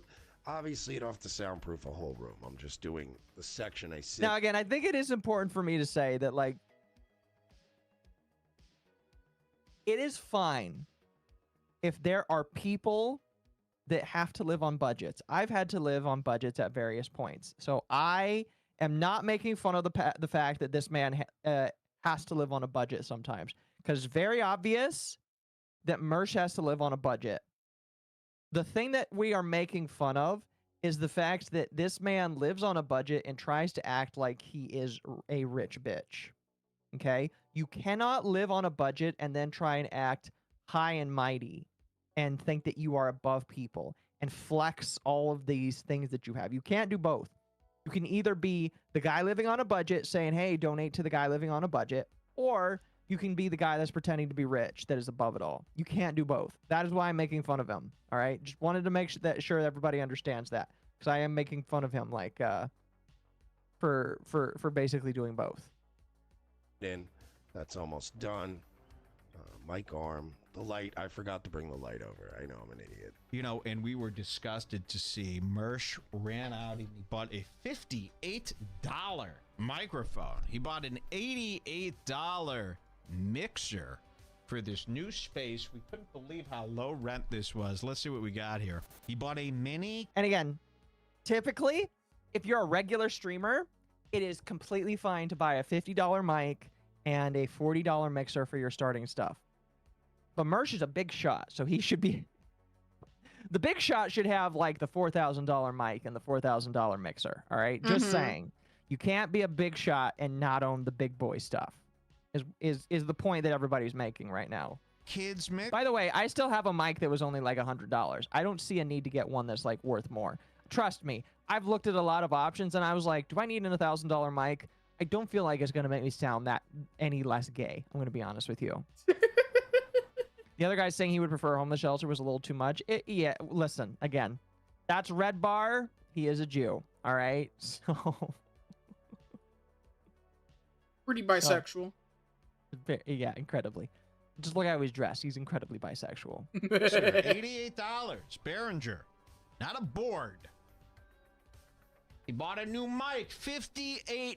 For those of you who don't know, the industry standard mic here around $400 or $500. This Shure SM58. This is what everyone uses. This is what they've been using in radio stations for the last 40 years. Mersh said, nope, there's got to be a cheaper option. And he bought a $58 condenser mic. I mean, really, that's like a kid's microphone. It's one level above toy. I don't know if you guys can see. $10,000 KU100 ASMR mic. Let's do it. I'm not going to buy that. If you guys buy that for me, I'll use it. Sure. But I'm not going to. No, absolutely not. You can probably barely see it poking up behind me. I do have a monitor. Well, it's my really gain is TV, cute. but Well, thank it's a you, TV / monitor that I'm going to mount to the wall here. But it is... I got to be real careful how I do this, and I got to make sure I find the studs, and I got to make sure I do this correctly, because it's a big, heavy boy. It's a very big. It's not a brand new TV. Like, it's an older one. Royce gave him this TV. It wasn't good enough to be in this man's starter home. You know, Royce lives in. Okay, so now we're gonna skip to 375. This is a funny little arc. I'm gonna be skipping a little bit, like, towards the end here, because we are late into the night. But there's a few more things I wanted to bring up that I felt were funny. The first thing we're gonna bring up is the number 375. These are two trolling attempts that happened to Mersh that are kind of funny. It's over. With the incalculable cost of a pink linen shade floor lamp and black veneer corner desk, sending him into a complete budgeting spiral, Mersh would immediately revert to grinting his way back into the pockets of vapid pay slaves. In a move about as subtle as circulating an exhaustive Amazon wishlist titled Desired Items for Upgrading Night. I love that the items for Nightwave, the first thing on here are lights for his beamer. Wow. I don't think that's going to Nightwave. For upgrading Only Nightwave. to fill the basket entirely with BMW Oh, a Cadillac. Oh, the price dropped by 2%. Wow. accessories. Mersh would repeatedly mention the figure $375 as an amount needed to complete his unsurprisingly tacky set design. Upon seeing this, Red Bar's Mike David instantly donated the full amount, under the strict condition the money was to be used solely for the purpose of upgrading the Nightwave studio, half expecting this tubby swindler to... I have to pause. Look at this man's coat. Here, chat. I'm gonna move. Look at this man's coat. Or sweater or whatever the fuck. I bet Rage has, has Rage one in needs his that closet. as a coat. Listen, we somebody needs to send that to Rage as a sweater. Send that to Rage as a sweater and tell him he has to wear it to work. You might and love if it. they say no, it's religious discrimination. possess the self-respect to rightly refuse charity from those obviously making fun of him. Never one to look a grift horse in the mouth, Mersh would naturally keep the money, and having spent all day formulating the cope that he had never seen a Jew pick up the tab, he'd promptly start spending what he saw as a life-changing windfall. And having apportioned the first chunk of his fresh bounty towards a Sean King makeover and an 8-ounce ribeye, Mersh was finna ready for one hell of a white boy summer. I have about... It's ready for white this boy is what I'm summer. doing next, and I've been like trying to budget this because, you know, I can't just be like blowing my, like I already blew a lot of money to get the base shit I needed to live comfortably, but I'm gonna squeeze together about $375, and I think when I do that, it's gonna be insanely better in here. He don't have 375. It would be something he would have to work at to get. Again, chat, we are not making fun of the fact that Mersh is poor. We're making fun of the fact that Mersh tries to hold himself as some sort of big shot. And if you are a big shot and you don't have $375 to throw around, you're not a big shot. 375, and I said this to myself. I said, at 40 years old with 30,000 viewers, you need to be able to light 375 to light your cigar. It needs 375 is gag money when you're at this level, or it should be. He needs to squeeze together 375. This is something you're hoping might happen one day. And here we go. I said, you know what? Let's speed up the process and see what he does. I donated the 370. The 370. I donated the 375. That's cool me up. I donated the 375. This was a lot of money for Mersh. Here you go. And I had specific instructions. I said Nightwave Radio, 375. And here's the message. To make your studio insanely better. Yes. It's for the studio only.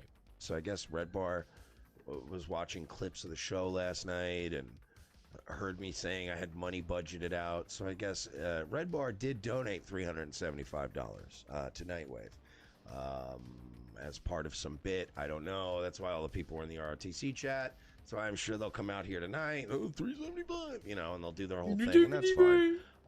But yeah, so thanks, I guess. I don't get the bit, but I'm gonna keep the money. 75.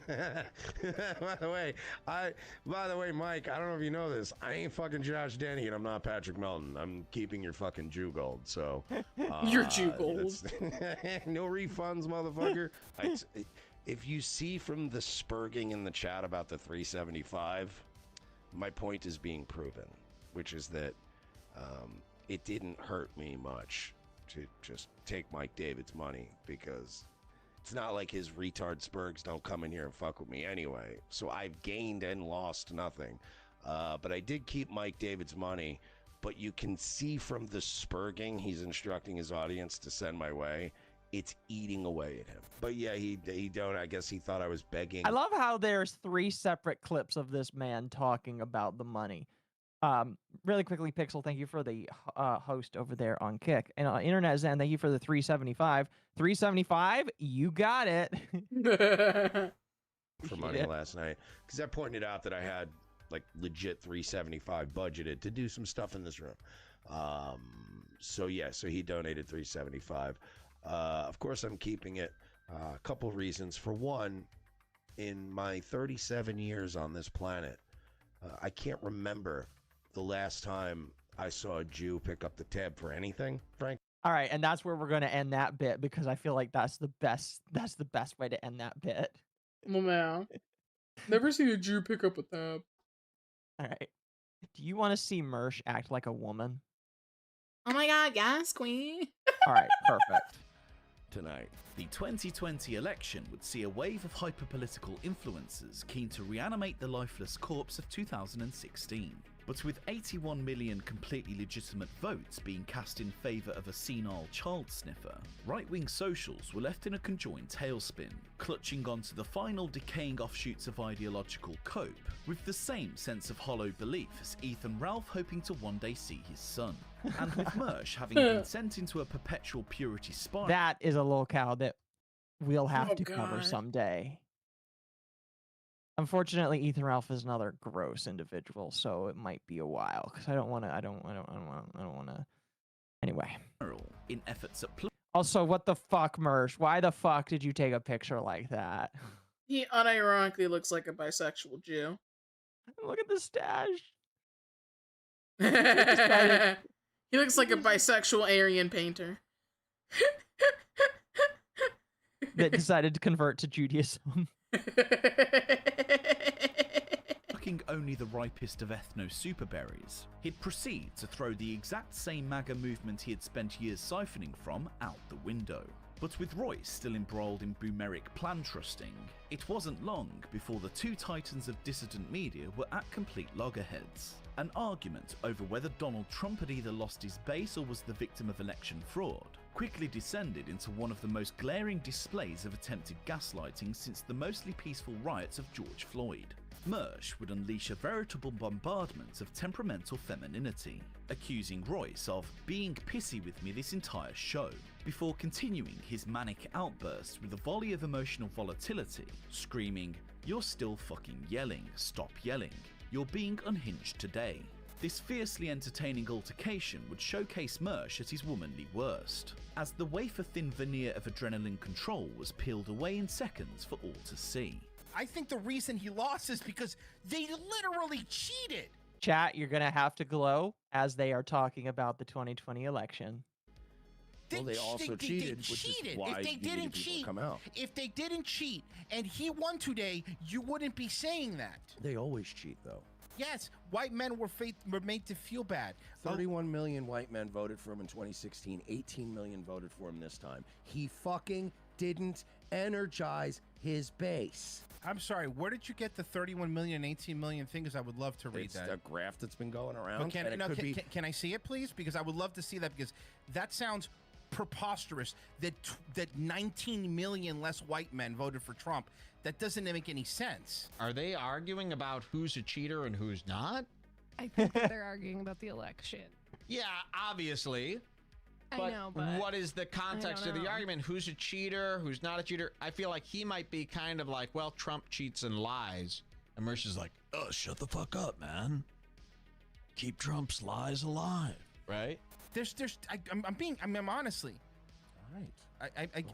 No. But you've been yelling at me like all day, and you've cut me off. So like you're being pissy with me today, and I don't know why. I understand this sucks. This election sucks. I'm asking you to show me the numbers. Can I see them? You've been being pissy at me this entire show.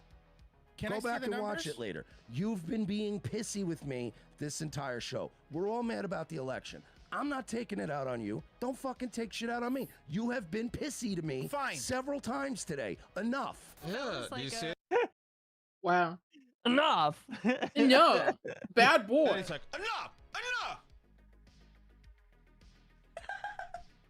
Like, seriously.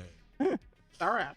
Imagine if during the show Jules said something and I unironically went, all right.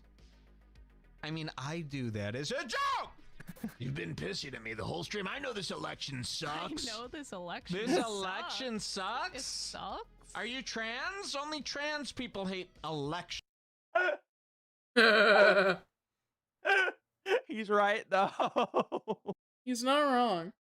Are you trans? Only trans people hate elections. Not wrong. Cool, I Because concede maybe I'm wrong. then I missed You're something still huge. fucking yelling. Stop yelling. Stop Then I yelling! missed something huge. You're being unhinged today. Stop. I'm being unhinged? Yes, you've been yelling at me and taking shit out on me this whole show. I haven't once gotten nasty with you. I haven't cut you off. When when you're talking, I haven't gone, let me talk. I haven't been a fucking dick this whole time. You've been a prick to me this entire show. You have. Go back and watch it later and tell me.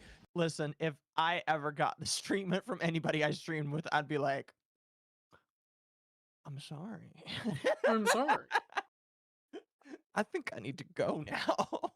Uh-huh. Just look at Royce's face.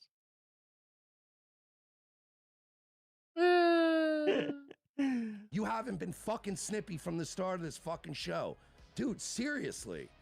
I've been being fucking nice to you this whole show. Okay. You're the one who's been snippy with me. Take it out on anybody else. You gave me shit at the beginning of the show for yelling at a guy for saying, are you guys only going to talk about politics? And then you spent 20 minutes yelling at the chat.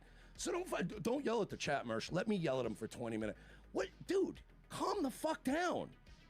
I'm venting about the election. I'm not directing my shit at you. Don't direct it at me. I'm disagreeing with you. No, on what you're saying. I love he's like, bro, I was just disagreeing with you. What the fuck? Pissy this whole show with me. You have. Rico wasn't yelling, bro. This guy's zen. He's sitting there like a funky donkey Buddha. And you're all hopped up in He's your... flipping. He's like shaking his head like a grandmother. You're going nuts. I want him to just pull out a gun and shoot him. Lamau. I forgot that he said that. Anyway, we're gonna... It's like fighting with your sibling as a kid. Yeah. No, you yelling at me. Stop yelling. Stop. Yeah. Pretty much.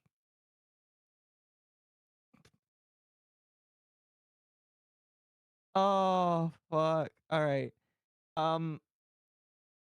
I have one more thing I want to show tonight, and it's going to be a little rough to get to. I think this is the right spot.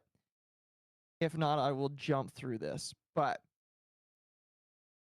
as you can imagine, Mersh is a bit of a simpy for some women. Mm-hmm. And he got the simpies for a woman, and she didn't reciprocate. And because she didn't reciprocate, he ended up being less than nice to her because of it. Oh, wow. It was not good. Before I get to that, though, Campo for the 199. Thank you. Gunt stream when? Sometime in the future. Just not today. Just not today. So we're gonna jump ahead here, and I will skip ahead until I find the thing that I want. Oh dear sweet baby Jesus. Yeah, I think I think what I'm looking for is somewhere in here. I know where I live. His community was at this point so badly overwhelmed with abusive hecklers that he'd eventually remove the live chat completely from his OBS overlay. His content was now dominated by showers of venomous sweeping rants aimed towards the developing mob of meddling pests laughing at his doorstep, with even his most treasured confidants now running for the hills. Even ROTC's resident artist, a Polish narcomaniac, Oh yeah, he chased away his artist because he thought his artist was a troll. teetering on the fringes of sanity, would eventually grow tired of Mersh's witless antics in a move that would spark possibly the greatest meltdown since Fukushima. A Facebook post requesting a legit head-to-toe stylist would send throngs of ankle-biting assailants into a communal fit of raucous laughter, with the notion of Mersh looking to upgrade my whole aesthetic by finding... I'm going to be honest with you. If a man ever says, I'm upgrading my aesthetic, he is gay. He is gay, and you should treat him like he is gay. Men do not say, I am upgrading my aesthetic. That is something that only gay men and women say. I'm All right? upgrading my aesthetic. All right? If a man decides to upgrade his aesthetic, he typically doesn't tell you. He wants you to notice it passively because then he knows that it worked. Okay? That's just how it works. Somebody to help me craft a look that will carry me, almost too much Carry cringe me. for some to bear. Mr. Balisong, a well-respected and highly valued casualty of the so-called Mersh effect, responded to the plus-sized fashion call by calling it the gayest fucking shit I've ever read, before mercilessly tearing into the balding insecurities of a cockeyed manatee. Mersh would Lol. retaliate in a way only he knew how, by completely detaching his amphetamine-stricken brain from all sense of reason, in a frantic effort to strike a personal blow to the doodling Polak, whilst helping restore his battered ego. Mersh would reveal the sordid details of an unrelated private sexual encounter with Mr. Balisong's former internet girlfriend, Show Me Kitties. He would describe meeting the former cam girl during one of his poverty-stricken sabbaticals to Las Vegas, before somehow convincing her to return to his and Royce's shared Airbnb. That is a terrifying... Does that woman look happy to be there in his arms? No. You know, I that does not look like the face. I don't know. Maybe I'm overanalyzing it, and yes, I am, just because it's funny. But that woman does not look happy to be there. For a spot of light foreplay.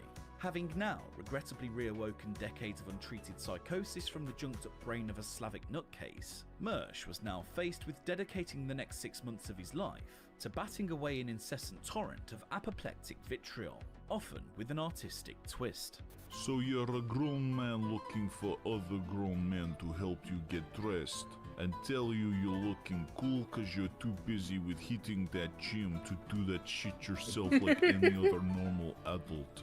That might be the gayest fucking shit I've ever read. Just pick another movie, video game, cool guy's wardrobe to imitate and be done with it.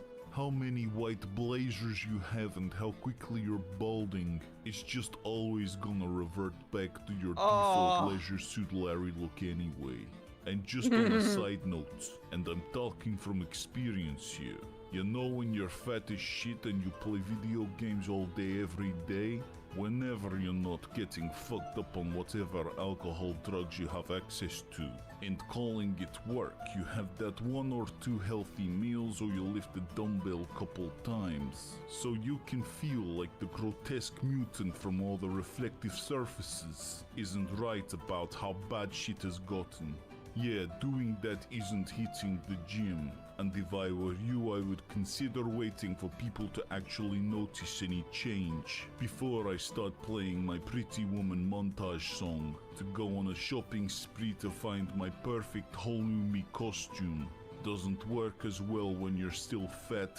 You end up looking a little silly. It is really weird. Why would you need a stylist? No man has this conversation with another man. I don't think I've ever known somebody where I was like, I'm gonna get a stylist and I'm gonna do photo shoots to get headshots. I'd get punched. Like, that's such a weird fucking... Unless you were gay, you would get punched for that. Just saying. conversation they have with somebody. Mersh has a brand new style, and in order to achieve that style, which is of course just copying Stav from Cumtown, he's going to need a brand new stylist. Yeah, in order to look like the big fat guy from Cumtown, he's going to need to pay somebody because, hey, he's making so much moolah now. It's time to flex on a bitch. It's like a really weird version of a midlife crisis. That might explain the whole BMW psychosis and the I needed to look shit. I don't know what the fuck's going on with this. Just shave your head. That would be my recommendation. My recommendation, Mersh, if you ever listen to this, if this ever makes us in, shave your head, regrow your beard, keep your mustache, and you'll look fine. You'll look normal. Right now, you look like a clown on meth. So Balisong is a guy who used to do a lot of art for the Clown on meth, that's brutal. Brutal. I cause a Darkrai in ZA. What should I rename it to? I don't know. It's a good question. What should you name your Darkrai? Name it Mersh. Name it Mersh, and then hope that it doesn't end its life immediately. Name it Nibbler. Nibbler? You name it Nibbler. Name it Nibbler. For all the shows. We paid this guy a lot of money over the years. Royce goes, he just keeps like, I reach out, hey man, you all right? Whatever, keeps leaving me on red. Other people from the community that he used to hang out with, play video games with all the time, a lot of, like, it was a very noticeable, like, he just kind of withdrew from everybody. I made a post where I was like, I've been hitting the gym, I'm officially down 25 pounds, my body shape is changing, and I want to upgrade my whole aesthetic. So if anybody knows of a good stylist, and I don't mean like a hairstylist, I mean a personal stylist, somebody will help me pick out a good pair of glasses that don't look weird on my Again, that's gay as hell. dumb face, somebody will help me out, tell me how to style my hair, that kind of shit. We're trying to go Gay as hell. into a new era here. Trying to reek of success here. I want to be more marketable. I told Royce I want to start maybe doing like a photo shoot, new art for the show. A photo shoot? Obviously, we're gonna need some new art for the show now. You can do photo shoots, just like you can't say it like this. Is this Mersh bringing about Jim's cancer AIDS? I don't think I'm gonna have time to bring up the Jim cancer AIDS thing tonight. No, but he did get upset at another guy, named Mr. Medicare, because Mr. Medicare is sick. Thankfully, it doesn't seem that he actually has cancer or AIDS or cancer AIDS. Where I don't really quite remember what he has, but he is not dying so much anymore. But Mersh basically said that if you went to go watch this man, because he's another streamer, and I find out about it, I'm banning you from my chat. Wow. Royce told him that was gay. No, Mersh totally was told that it was gay by Royce. Yeah. He just was going off on everything he hates about me, and I do love how one of the comments says it's extremely gay. And he's like, and I'm just breaking balls. I haven't slept in a few days. I'm like, okay, hey, whoa, relax, pal. So I let it go. I'm like, I'm not gonna talk to this guy. And he kept writing me walls of text that, frankly, I haven't read. At that time, we had a listener that used to come around a lot, who went by the name of Show Me Kitties. Don't worry, kitties. I won't give out your cam girl name. And I don't like to do this, but Bally, you sealed the deal when you fucking did this today. So, kitties and I are gonna start making out a little bit, whatever. No big deal. So to get revenge on the man, he's going to talk about the man's woman and the encounter he had with the man's woman before the man's woman became his woman. Because that is a smart thing to do. We go back to the Airbnb. I go, you want to pop inside? She goes, yeah, let's go inside. We start making out whenever shit's going on. People are doing stuff, let's just say. She stops in the middle of it, and she's like, I really like you. Like, with crazy eyes. And I was like... She had hearts in her eyes. Yeah, we shouldn't do this. Okay, here's my question. Do you believe that actually happened? Probably not. You don't think so? Fair enough. I was like, this chick is going to be a fucking wrench in the gears of my life. I'm shutting this thing down. A couple months back, I get a message. I get a new friend requesting a message very late at night. But I'll give you the gist of the DMs. The DMs were, hey, I haven't talked to you in a while. It's kitties. I'm just reaching out. We haven't talked in a long time, whatever. And, I hope you're well or whatever. So I even was being nice, and I said, wow, what an unexpected, pleasant surprise. Glad to see you're doing well. Glad to see you're in a good place. And, I hope you're well, too. Sorry about how shit played out. So I go, don't worry. It's water under the bridge. I stopped everything anyway. And then she goes, stopped what? And I was like, stopped us from fucking, because we were gonna fuck. Mersh is trying to make fun of Bally. Like, sorry, Mersh, I don't think that was gonna happen. He's trying to make fetch happen so hard. He keeps calling him Bally simp. And the reason he's making fun of him is because after Mersh failed to hook up with this cam girl started a long distance relationship with Ballysong, right? With Mersh having grabbed Show Me Kitties by the feet, dragging her kicking and screaming into the epicenter of a tectonic spurgquake, it was only a matter of time before the retired sex worker clapped back.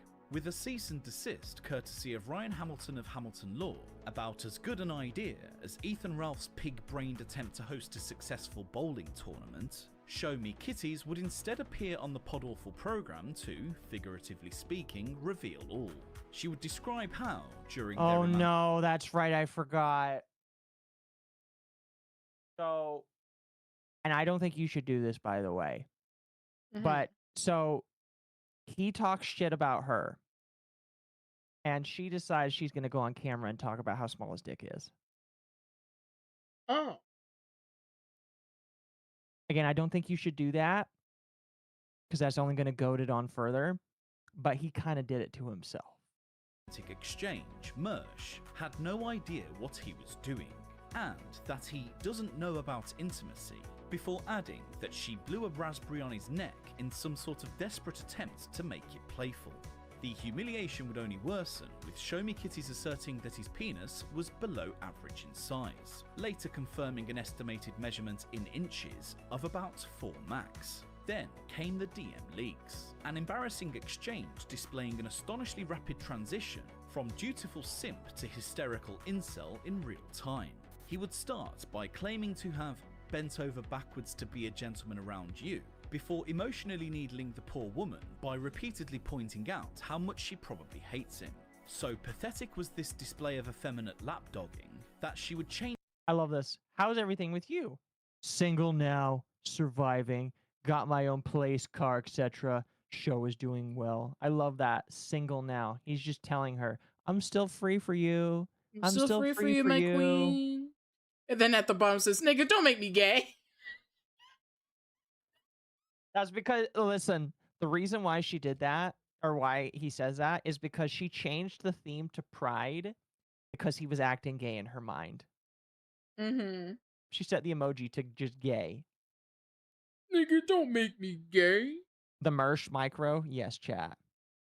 Changed the chat theme to a pride flag halfway through the conversation. But a difference in opinion as to who put a stop to their dealings would send Mersh into an incelibate nosedive, with the ham radio nerd utterly convinced that he was in that goal zone. So maniacally incensed by her appearance on Jesse's show as Mersh, that he would for some incredibly stupid reason risk a serious sexual offence just to enact his micropenal revenge. With Mersh's mouth at this point practically foaming with psychopathic bellows of noxious rage, he would present on his show a sexually explicit cardboard cutout of Show Me. Okay. So this is a crime, by the way. Mersh decided to take a picture from her previous porn days, because I think that she was a porn star. Mm-hmm. He would put stripes all over that. And then every time somebody gave him $500, he would take a stripe off of that picture until she was completely naked. Wow. Yeah. He's totally normal. Yeah. This is his revenge for her. Great guy. Micropene revenge? Yes. Atom-sized? Yes, chat. Yes. Kitties, covered entirely by torn squares of black paper. A game he'd title Reverse Cam Girl Burka would Reverse Cam Girl Burka. Yes, that's what he called it. Result in him tearing off black squares upon reaching $500 donation milestones. This would continue until the fully exposed image of her naked body was visible to his obedient flock of thirsty night wavers, with the routine often interspersed with an absolute deluge of unspooled delirium. Whether or not this officially constituted an act of revenge pornography is neither here nor there, and as a former sex worker, I think the problem is that he used images that already were on the internet of her, so it probably would not count. Yeah. Regardless, it's incredibly crazy for him to do. And any woman that sees this should like be afraid of what he would do to them after the fact. Yeah. We could set Dama up with Mersh. Ew. I don't know, Dama. What do you think? It's fair to No, say- I'm already taken. Fair enough. Fair enough. Fair enough. Anyway, we have covered all of the funny bits of the documentary that I kind of wanted. We missed a couple, like the sponsor cucking that happened, and people making fun of how fat he is. If we had another hour, maybe we would do it. But instead, we're just gonna round out the night learning about his internet quality again, just for a few minutes. Thanks. This is going to be a great night. Anyway, welcome to the show. Consider donating revengeofthesys.com/nightwave. If you buy Chat, you have to donate. His internet is under attack. me a coffee, we'll read He's your being comments punished. live throughout the show. So, had a fucking rep come out today. He looked at everything. He was even having trouble getting shit to work. Whatever. So I'm talking to him, and he goes, I'm like, I need, I told him to bring a new router and modem, whatever. He goes, I don't think this is going to fix your problem. I'm like, oh, I don't think you realize I don't care. I'm wasting Spectrum's time and money right now because they're wasting my money and time. By the way, don't do that because eventually they'll start charging you for the services. Just like eventually they're gonna make, you know what, you're taking up so much money, we're just gonna make you pay for this. And he's like, I feel you, man. I found out some stuff about Spectrum, though. Some fun things. One, that they have my entire apartment This is why my internet is slow, and this is why the situation is unfixable. I can't even do anything about this. They have my entire apartment complex operating on one node. Now, usually they have a node. That is very common, by the way, for an entire apartment complex. You can't typically get it off of one.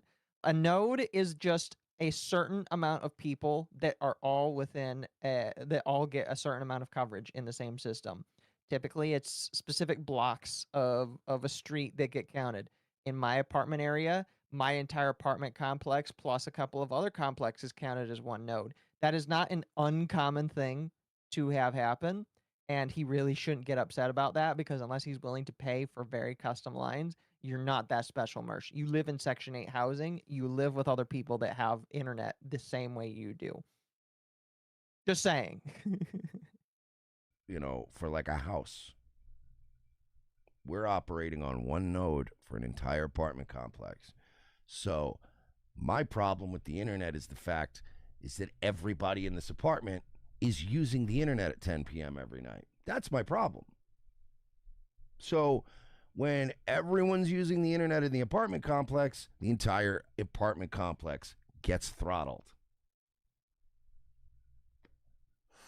So I say, okay, obviously then the simple solution to this is to remove Spectrum from my life and find another or carrier reschedule your stream for my internet. Well, good news, guys. Turns out That's an Spectrum, option too, yeah. because I live in Lakeland, Florida. I have options. If I was living in a house, I could get Spectrum. I could get Verizon. I could get Frontier. I could get anything I want. I can't get another internet service provider here. You know why? Because internet service providers own monopolies over giant chunks of land. Typically, they own entire cities, which is extremely dumb and gay and retarded. And I wish the government would do something about that. But they will not. Why? Because Spectrum, remember the people that were having a pizza party in my apartment complex? And I thought, that's weird. Spectrum has a contract with my apartment complex. They get kickbacks so that nobody else is allowed to connect internet to these buildings because they have a contract with the property managers. So I can't even get new internet. So I'm just fucked. I just can't do a show anymore. That's not true. He could get Elon Musk's internet, and it probably would be significantly better than this. Yeah. That's the deal. That's where I'm at now. And for every Has he considered streaming at different hours? He's actually banned people in chat for asking him to do that. So the answer is no. Everybody going, time to move, time to get a house, time to move. Are you fucking paying for it? Because the fucking IRS ain't giving me any help. Nobody's giving me any help right now. I'm not going to rent a fucking house. Let's see if we can jump to the point where he starts calling these people. Green, did my internet finally stop throttling? Oh, look, his internet fixed. Yay! Maybe I'm speaking too soon. I don't want to get too excited. When does but he I call do them? see green, and I have not seen green all night. I'm not gonna So, say fellas, it. I'm Let's still just say gonna I know use where the my internet is my routed previous now from the Mimir whole fucking model. place. You know what I mean? And I've Because thought I got about it. updates to the very rigging much to thought it about anyway. yanking everyone's shit. Let I just Spectrum wanna come. That's a use crime, this by the one way. for Don't do next that. week or so. He is threatening to Lamau. pull his internet from everybody. That's On amazing. 50 other service calls. Oh, if I had that's a nickel for every hoe that betrayed me, I wouldn't be so mad about my internet tonight. If I had a nickel for every hoe that betrayed me. I don't this think is he the has problem. many hoes. Probably not. He has like one or two. And here's the problem. And the problem is, honestly, frankly... Okay, so he's talking to Spectrum on the phone right now, I think. I think I've gotten to the bottom of why I'm having internet problems every night.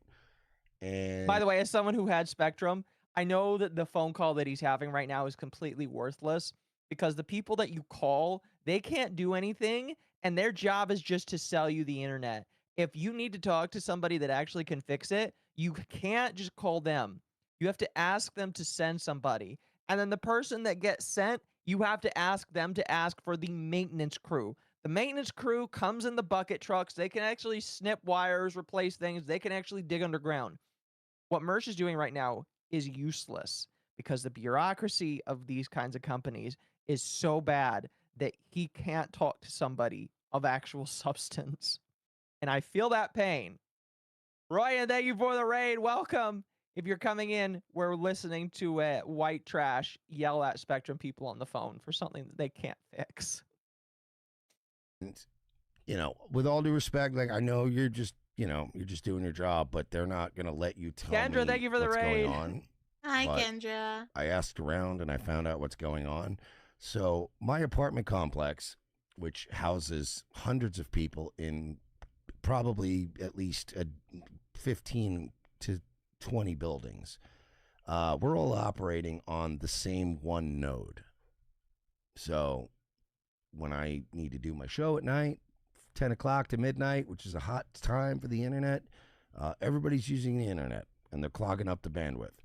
And my problem... See, again, he's trying to be sympathetic, and it's just like, Mersh, they don't care. You don't pay more than the other people in that complex. So they really don't give a shit. Is that, see, the problem is that Spectrum has entered into an agreement with my apartment complex to freeze out all competition. They have a contract with my apartment complex that states that no ISPs can do any business in my apartment complex. We're just Spectrum boys. You guys come here. I literally have pictures of signs in my apartment complex. You guys like have an exclusive contract with my apartment, like property managers. You guys come here and throw pizza parties for the kids, which is great, except I'm not here when the pizza parties are going on. I'm at work. And when I come home, my internet doesn't work. So I would like less pizza and more internet. Guys, you can't even give me the pizza when I don't even know what he's saying. What job does this man have? He does streaming for a living. Yeah, he can Oh, just wait, walk never mind. downstairs and get the pizza. He goes to the Rumble Studios to do his job. That's right, I forgot. He's such a big man that he has to go to Rumble Studios to do his job. He's like, I can't even participate in the pizza because I have to go somewhere else to do my live stream. Okay. Yeah, we're all clocked into Twitch and YouTube.com. We're all clocked in at the HQs all the time. Yeah. The problem is that the contract that Spectrum is currently entered into with my apartment complex is illegal according to the FCC as of 2008. So I want to... Mersh, this is not going to do anything. They are not going to change it because you said what you're doing is illegal. They're going to tell you to go to arbitration. Get another internet service provider to come provide me internet service that's better, but I can't because Spectrum and my apartment property managers are entered in a federally illegal contract arrangement that they eased up those restrictions years ago and said that you can't do that anymore, that you got to let us shop. But I can't get anybody else here to give me internet because, You agreed to this the moment you moved into your apartment complex. You already signed away your right to give a shit about it because you did that. I'm sorry if I'm the one to say that, but you kind of screwed yourself. And this thing's still going on. So I don't know what to do at this point, but you guys clearly have a monopoly in my apartment complex. You guys are also incapable, or at least at the very least unwilling, to upgrade the equipment to allow for more bandwidth in an apartment complex of hundreds of people.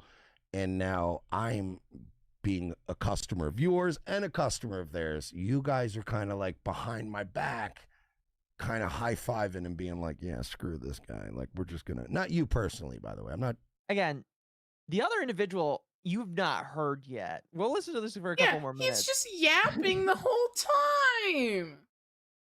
Chat, if any of you have ever worked phone services like this, I haven't, but I would want to Minecraft myself if I was forced to listen to somebody act like a woman like this on the other end of the phone for going on 5, 10, how long is that? Let's see. We're 4 minutes into this phone call and the other person has not talked at all. This isn't you. I'm just telling you what I know of the scenario. So I need to figure out what's going on. Like, either you guys need to provide me with internet that works, or I need to, like, file an FCC complaint. And then the ISP starts throttling him again. Tell them, That'd be really remember funny. that thing you made illegal 14 years ago? It's still going on in my apartment complex. He's talking to someone on the phone? Yes. Yes, he is. It makes you almost forget he's on the phone right now with fucking customer service. All right, sir. Well, I mean... all right, sir. Well, okay. I hear you. You know, I definitely understand your frustration. You know, They are trained to just say, I definitely understand your frustration. That man don't understand a piece of shit that Mersh said. I wouldn't either. you know, considering that you're having so much trouble. I know you just had the technician. Now we may want to have another out to verify. You know, like, I do see the equipment was swapped out. At least the modem was. Can I be honest with you? The guy sounds stressed as fuck. He's like, how the fuck am I supposed to deal with this? Yeah, he sounds like very stressed. Like, Jesus, like, you said so much. How do I remember to address every single thing you've said? Like, sir, you talked for 4 minutes straight. What do you want me to say? But here's the thing. I got to be honest with you. This technician interrupts him. He didn't just come out and just slap a new modem in and be lazy and leave. This technician worked his ass off. This technician was trying to figure out why the new equipment wasn't Is that an American call center? It probably is. even working for hours, and he had to communicate. Like, there's so many glitches and like subpar equipment you guys are using that even the technician was like pulling his hair out, going like, I'm gonna do my best for you, man. And he got the internet kind of up and running again, but it's just doing the same stuff with the new equipment. And the issue is as I found out, that you guys are running an entire apartment complex on one node that's meant for maybe 4 or 5 houses. And you're just like... That's not necessarily true. Again, nodes can run entire apartment complexes. Again, the problem, Mersh, is an apartment complex typically, and again, I'm saying this as somebody who ran into a similar situation, so I feel like I am perfectly allowed to say what I'm about to say. Mersh, you run an abnormal amount of internet usage in a place where they normally do not expect or put infrastructure for what you do. You run an internet show that requires 10 to 20 Mbps up every single night for your show. That is not normal where you live. They do not expect that you are going to be running that where you live. They expect that you're going to be playing Overwatch or watching Netflix with your girlfriend or cats in this instance. And they do not expect that you're going to be running a live show every single night. It's not made for that. They did not lay down the piping for that. That's more expensive, and they don't care to do that. The best thing you can do is get Elon Musk's service or move. But he doesn't want to move. I can't remember if he crashes out on this person or not. We're going to listen for another minute or two, and then we'll wrap it up. Treating us like the poor garbage people that we are because we live in a shitty apartment complex. Mersh, you live in Section 8 housing! You Of course are! You are! You are the broke-ass nigga! I'm not crash. Listen, I don't care if you live in Section 8 housing, but if you do, you don't have as much money as a guy who doesn't need Section 8 housing. Mersh! You know how poor you have to be to qualify for that?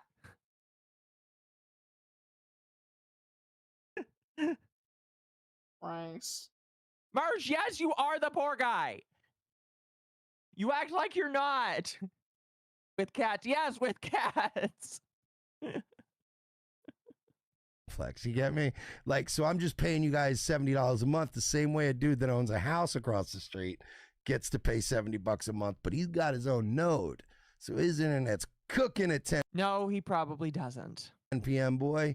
My internet is dying because a bunch of people are at home playing, 2K at 10 o'clock at night on a Friday. And Which is what their internet is made for. Why not invest in Starlink? You know what's funny, chat? As he just said there, he's paying $70 a month for internet, more internet bandwidth. Starlink is more expensive than that a month. So Mersh, I actually don't have it pulled up. I tried to look for it. But Mersh had a conversation with his chat because people kept asking him to get Starlink. He's like, and they probably asking him to get Starlink because just like, well, your stream is going down in quality and we like your streams, but we kind of don't want to watch them if you're not going to like try and improve the quality, because that's just how some people will view the streamer. Streamer doesn't have good quality, people are just going to leave over time. That's what happens. And so he eventually was like, guys, if you want that, you're gonna have to pay me more money every single month because I have to buy the dish, and then it's like an additional like $120 a month. Unless you're gonna pay for that, I'm not getting it. So it's just like, Mersh, you can't do that. You can't say pay me money, and then when your audience says improve your quality, you cannot just say, okay, then pay me more money. You can't do that. It's like so dumb. Very dumb. I think this is a good spot to end. I think we've done good tonight. What do you have you learned a lot tonight? I learned so much. Yeah. Mersh is one of the funniest lolcows that I kind of have the joy of observing. Unfortunately, he's not really that interesting right now. The most recent thing that he's kind of doing is spurging over the fact that somebody else is dating a girl that he could have gotten the sloppy seconds of, excuse me. Oh my god. And so he's just kind of like seething about that. But like other than that, he's not really doing anything worthwhile to talk about right now. Right now, he's just there, basically. Nydia from FaZe doesn't have Starlink, and she has much more success than Mersh. Yes. So it's just like, I'm sleepy. Fair enough. But I think this is where we're going to end it off tonight. I don't know if you have anything else that you wanted to add on to that. Nope. No? Fair enough. Fair enough. Fair enough. Well, chat, I think I'm going to send you guys on. Unless you're going to continue streaming, I'll raid somebody else. I'm going to raid out as well. I am getting sleepy. Fair enough. Mm-mm-mm. Similar. All right, chat. Now, chat tomorrow is Dogwave, so it'll be on Temp's channel. Make sure to go follow Temp, and make sure you follow Dama if you want to watch more of her streams. But other than that, thank you for the redeems. Thank you, by the way, everybody that came by tonight. You guys are fantastic and amazing. Is Leaflet streaming on Twitch? She should be. Yes, she is. Chat, I'm going to send you over a Leaflet on Twitch and Kick. She needs to start multi-streaming to YouTube, and then I send you guys to her, but otherwise. Thank you, everybody, for coming by tonight. Very much appreciate it. Thank you as well, Dama. You're We'll have to find welcome. another... We'll have to find another good person next month. I'll try and keep it clean, sanitized for you. Yay. But yeah, is there anything that you wanna plug yourself to the chat or anything before I let people go? I still need to schedule all my streams for next week, but I'll have my schedule up later today. Fair Since enough. it's Sunday. That's right. It is indeed Sunday. Chat, we're on the last week of April, moving into May. Thanks for We're streaming. almost You're in welcome. May. All right, fair enough. Well, chat, you guys have a good rest of your evening / morning, and I'll see you tomorrow night. Thanks for coming by. I appreciate it. Good night, chat.